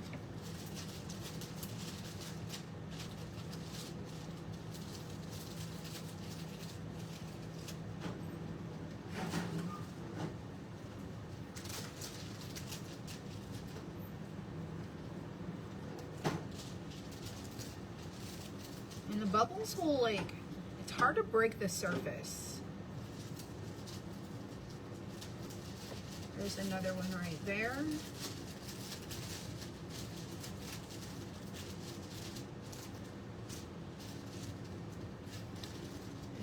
right up there. You just poke at them, they'll usually pop.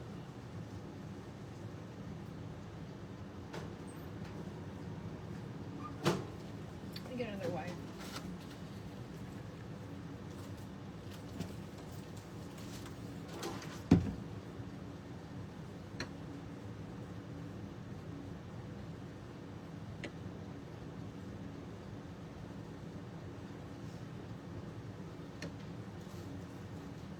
There's quite a few, but this is that last batch that I mixed.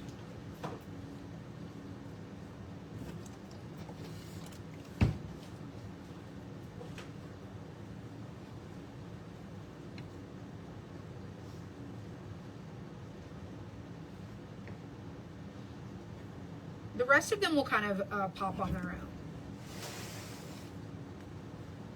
That looks pretty good. Looks good.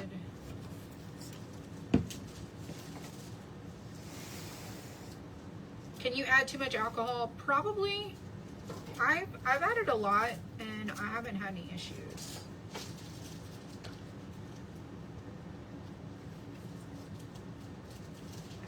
Bubble right there.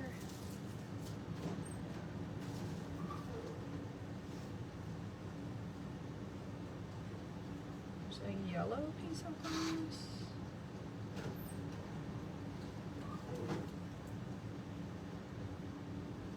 I think that's not yellow, I think it's brown. It is brown.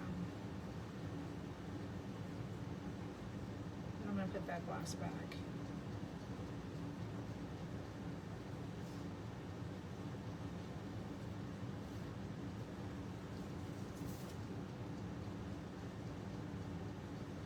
It's like a surgery.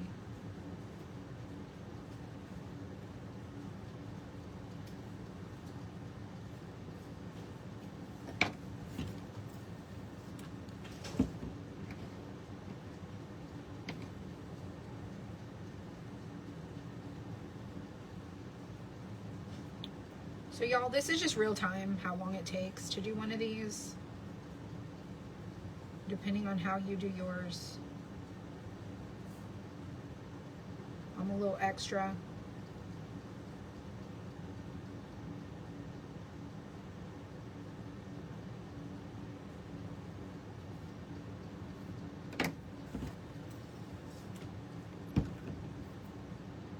Do you see how it's starting to really smooth itself out?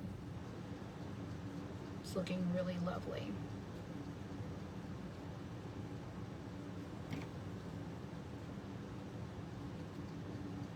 Oh, there's a brown piece right there.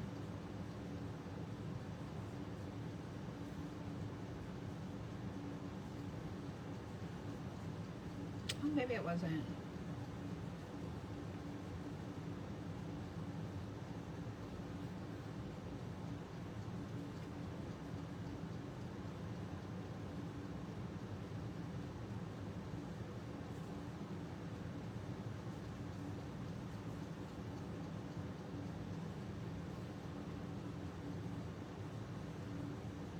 So if you want to spend the extra time to like pop every single one of them, you can sit there and do it for quite a while because it takes a while for it to harden completely.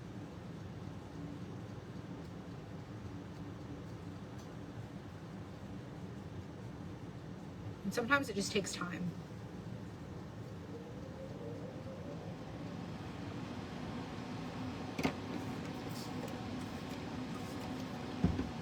All right. I think it's very pretty. Very pretty.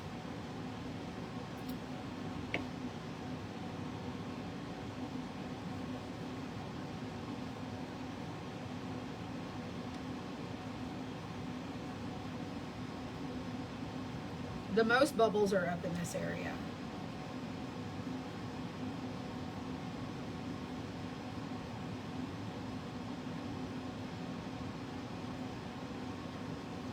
So like that's a red piece of glass right there.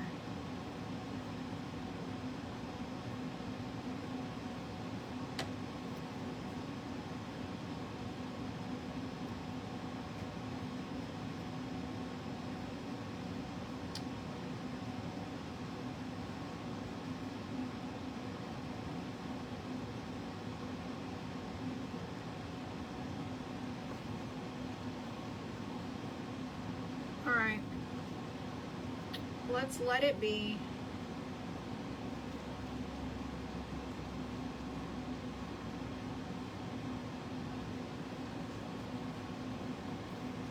Okay, I'm done. I'm done touching it. All right, that's our last spray. I don't know what to do my hands.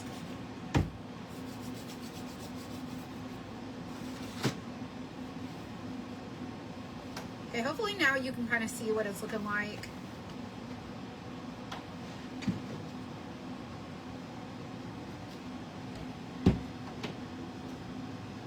Let's turn those lights away one more time. See how it looks a lot more cleaner. This little spot right here.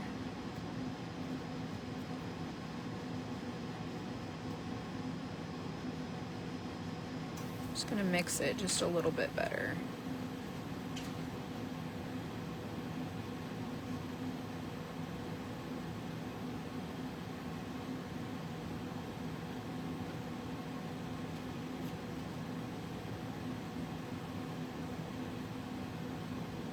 I want that path to look more like a path.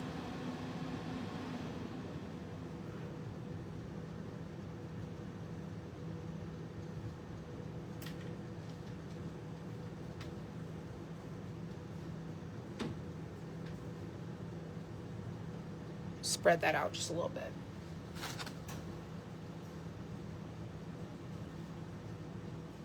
So do you see this little spot right here in the tree?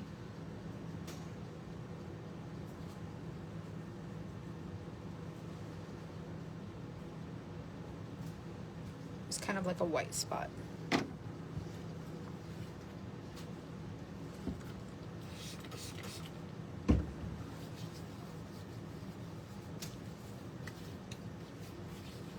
Okay.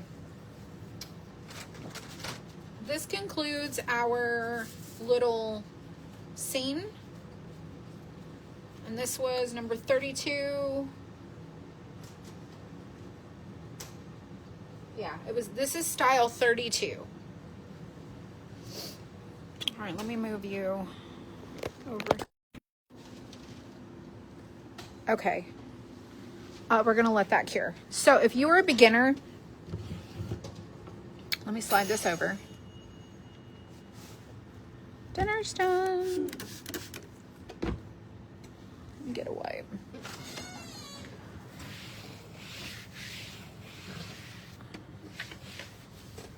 There are 214 different cutouts now.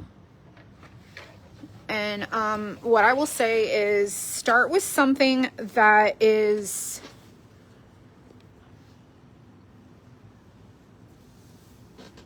really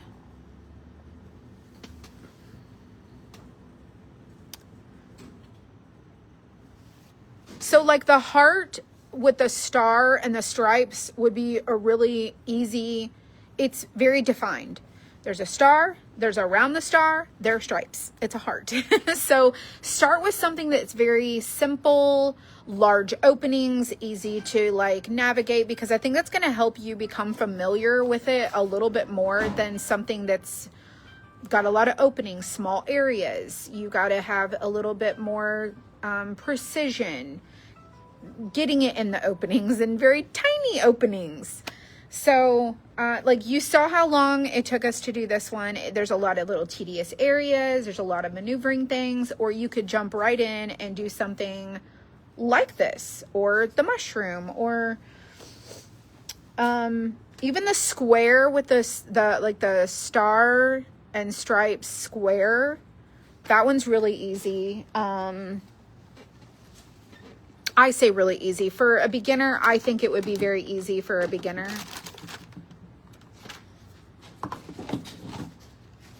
Like if you're wanting something fallish, we have this basic outline pumpkin. Very simple. Fill in the openings. You don't, like, there's no real small areas other than the top two. I just added that one. The camper, other than the pennant, it's pretty easy areas. I think the surfboards would be pretty easy. There's some small parts to that. The whale's tail, very defined open areas, not really very difficult. I will say this, if you're beginning, don't start with a 6-inch until you've done a 12-inch, because the 6-inch have much smaller openings. And while they are the most affordable option, they are a little more challenging. There's a sea turtles, this is how we did this one.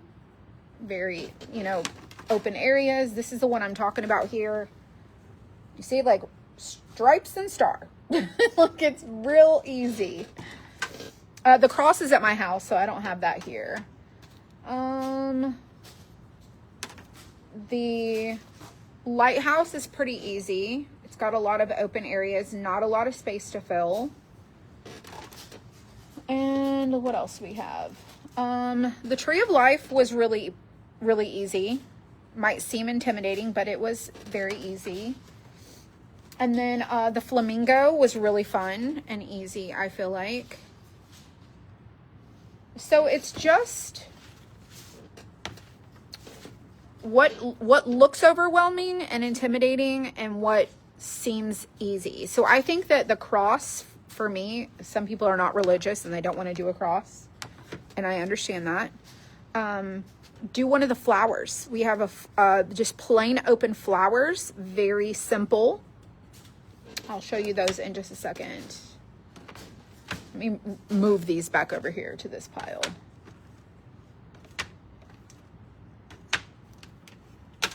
Oh. We have a sunflower. That's really easy. All right, sorry, I didn't want to leave those there.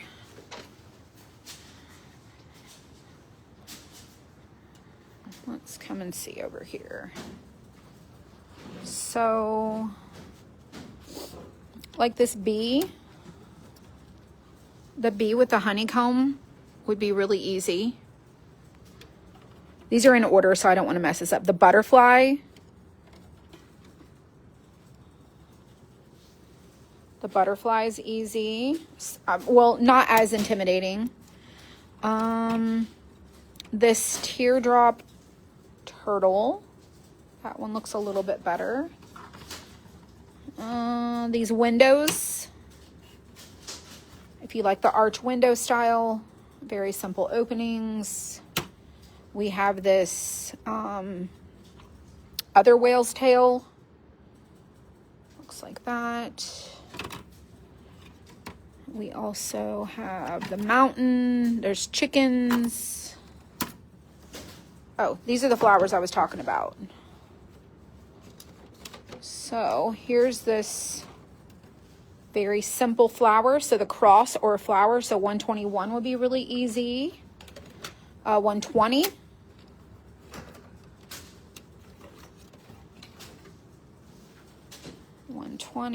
Sorry. 120. I gotta put these back. Dylan's gonna kick my booty. 118 has like a rattan center. 111 has that rattan center. This one is the moon. The watering can would be really a great starter. Not that rooster, not that rooster, not that rooster. The hot air balloon might be really easy. There's 2 different ones. This one. And then the other one has like hearts for it. Something like that. So there's a lot of great beginner level. There's that art lighthouse. What's this one? Oh, the duck or the pelican.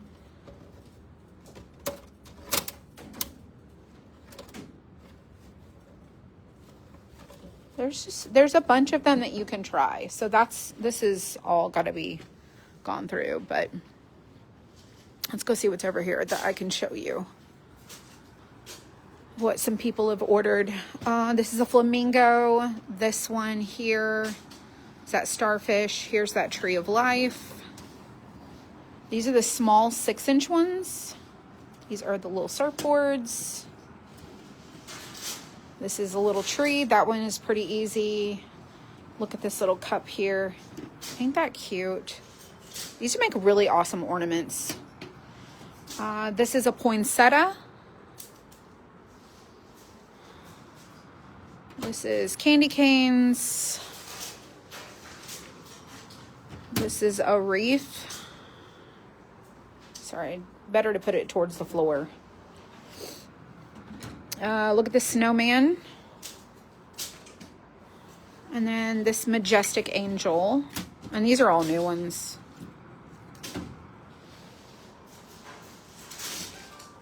So you just kind of have to go in the shop and like look around at all the different designs. Maybe watch a few more videos. And then just dive right in. Got the seahorse. This is the mushroom. These all have to be popped out of here, but there's that mushroom. Here's the mushrooms. Somebody ordered a lot of mushrooms. Somebody ordered probably a pack of these and probably a pack of these too. And then what's April got? Oh, did you already pull them off? Did you already pull them off? Oh, yeah. She's scraping and dumping. Yeah. This one is just the mushroom. There's so many pieces. There is. What's over here? There's our craft box. Okay. All right. The angel is beautiful. It is very pretty. So that is what we have today for our craft. It took far longer than I expected. It's 7 o'clock. I'm going home. And I have got to finish the rest of this Christmas. I have this bin right here that needs to be done. I worked all morning listing new Christmas, so I'll finish it tomorrow and have them all done. There's maybe 15 left to do, and I'll come in early tomorrow and I'll have them done by tomorrow evening. So let's plan for our Christmas in July release to be done by tomorrow. So if you're adding things to your cart, I am not done adding stuff to the cart or to the shop. I'm not done. I had worked on it from 7 o'clock this morning until about 1:30. And then I just was like, I have to stop. I have to stop. And, it was just a lot. It's a lot. So I am done. So we're going to let this cure overnight.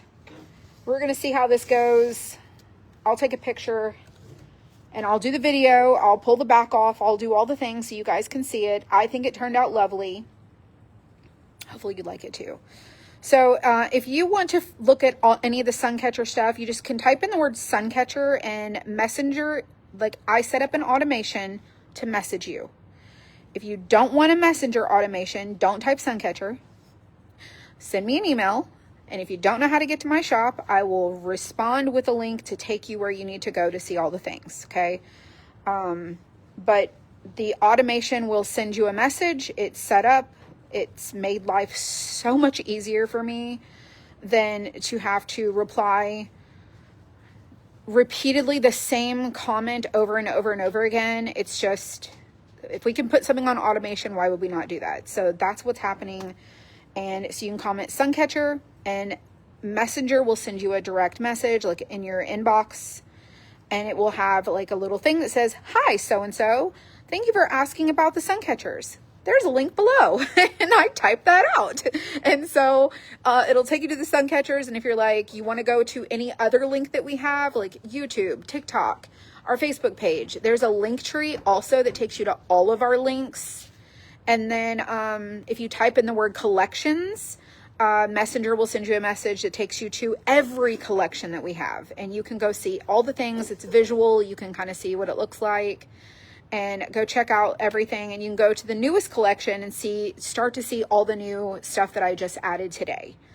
All the new hutches are added. Every hutch that I've taken pictures of is in the shop. It is added to the hutch collection. It's also in the newest collection. And then we're adding Christmas and winter to the Christmas and winter collections. So you can go see all of those there. We're also adding ornaments, lots of stuff for Christmas in July. And I have about 15 more to do. So I'll finish it tomorrow. But y'all enjoy your night. Enjoy your evening. Thank you for being here. I appreciate you. I'll thank you guys. I'm so glad you like it. I appreciate it. Go check it out. Watch some more videos. I've been putting the videos on my TikTok. I've been putting the videos on YouTube. I've been putting the videos back on Facebook. You can go to my page, go to the videos tab, see them. It's all there. And then there are also videos linked on that suncatcher page that I'm going to send you to. If you scroll all the way down, it's going to be like watch tutorials here, and there's some that I've added there to like get you started, basic level. But y'all, we have done so many of these. There is so many videos I haven't even reposted, and many of them have deleted already because that's what's happening with Facebook. So I've been trying to save them, preserve them, edit them, re-upload them, because you know we want to be a point of resource to you. So I'm going to go home and have dinner, visit my family. I may or may not be on tonight. I do have that doctor's appointment tomorrow at 1:45, and then maybe tomorrow evening I'll be here. So y'all enjoy your night. Be blessed, and I will see you.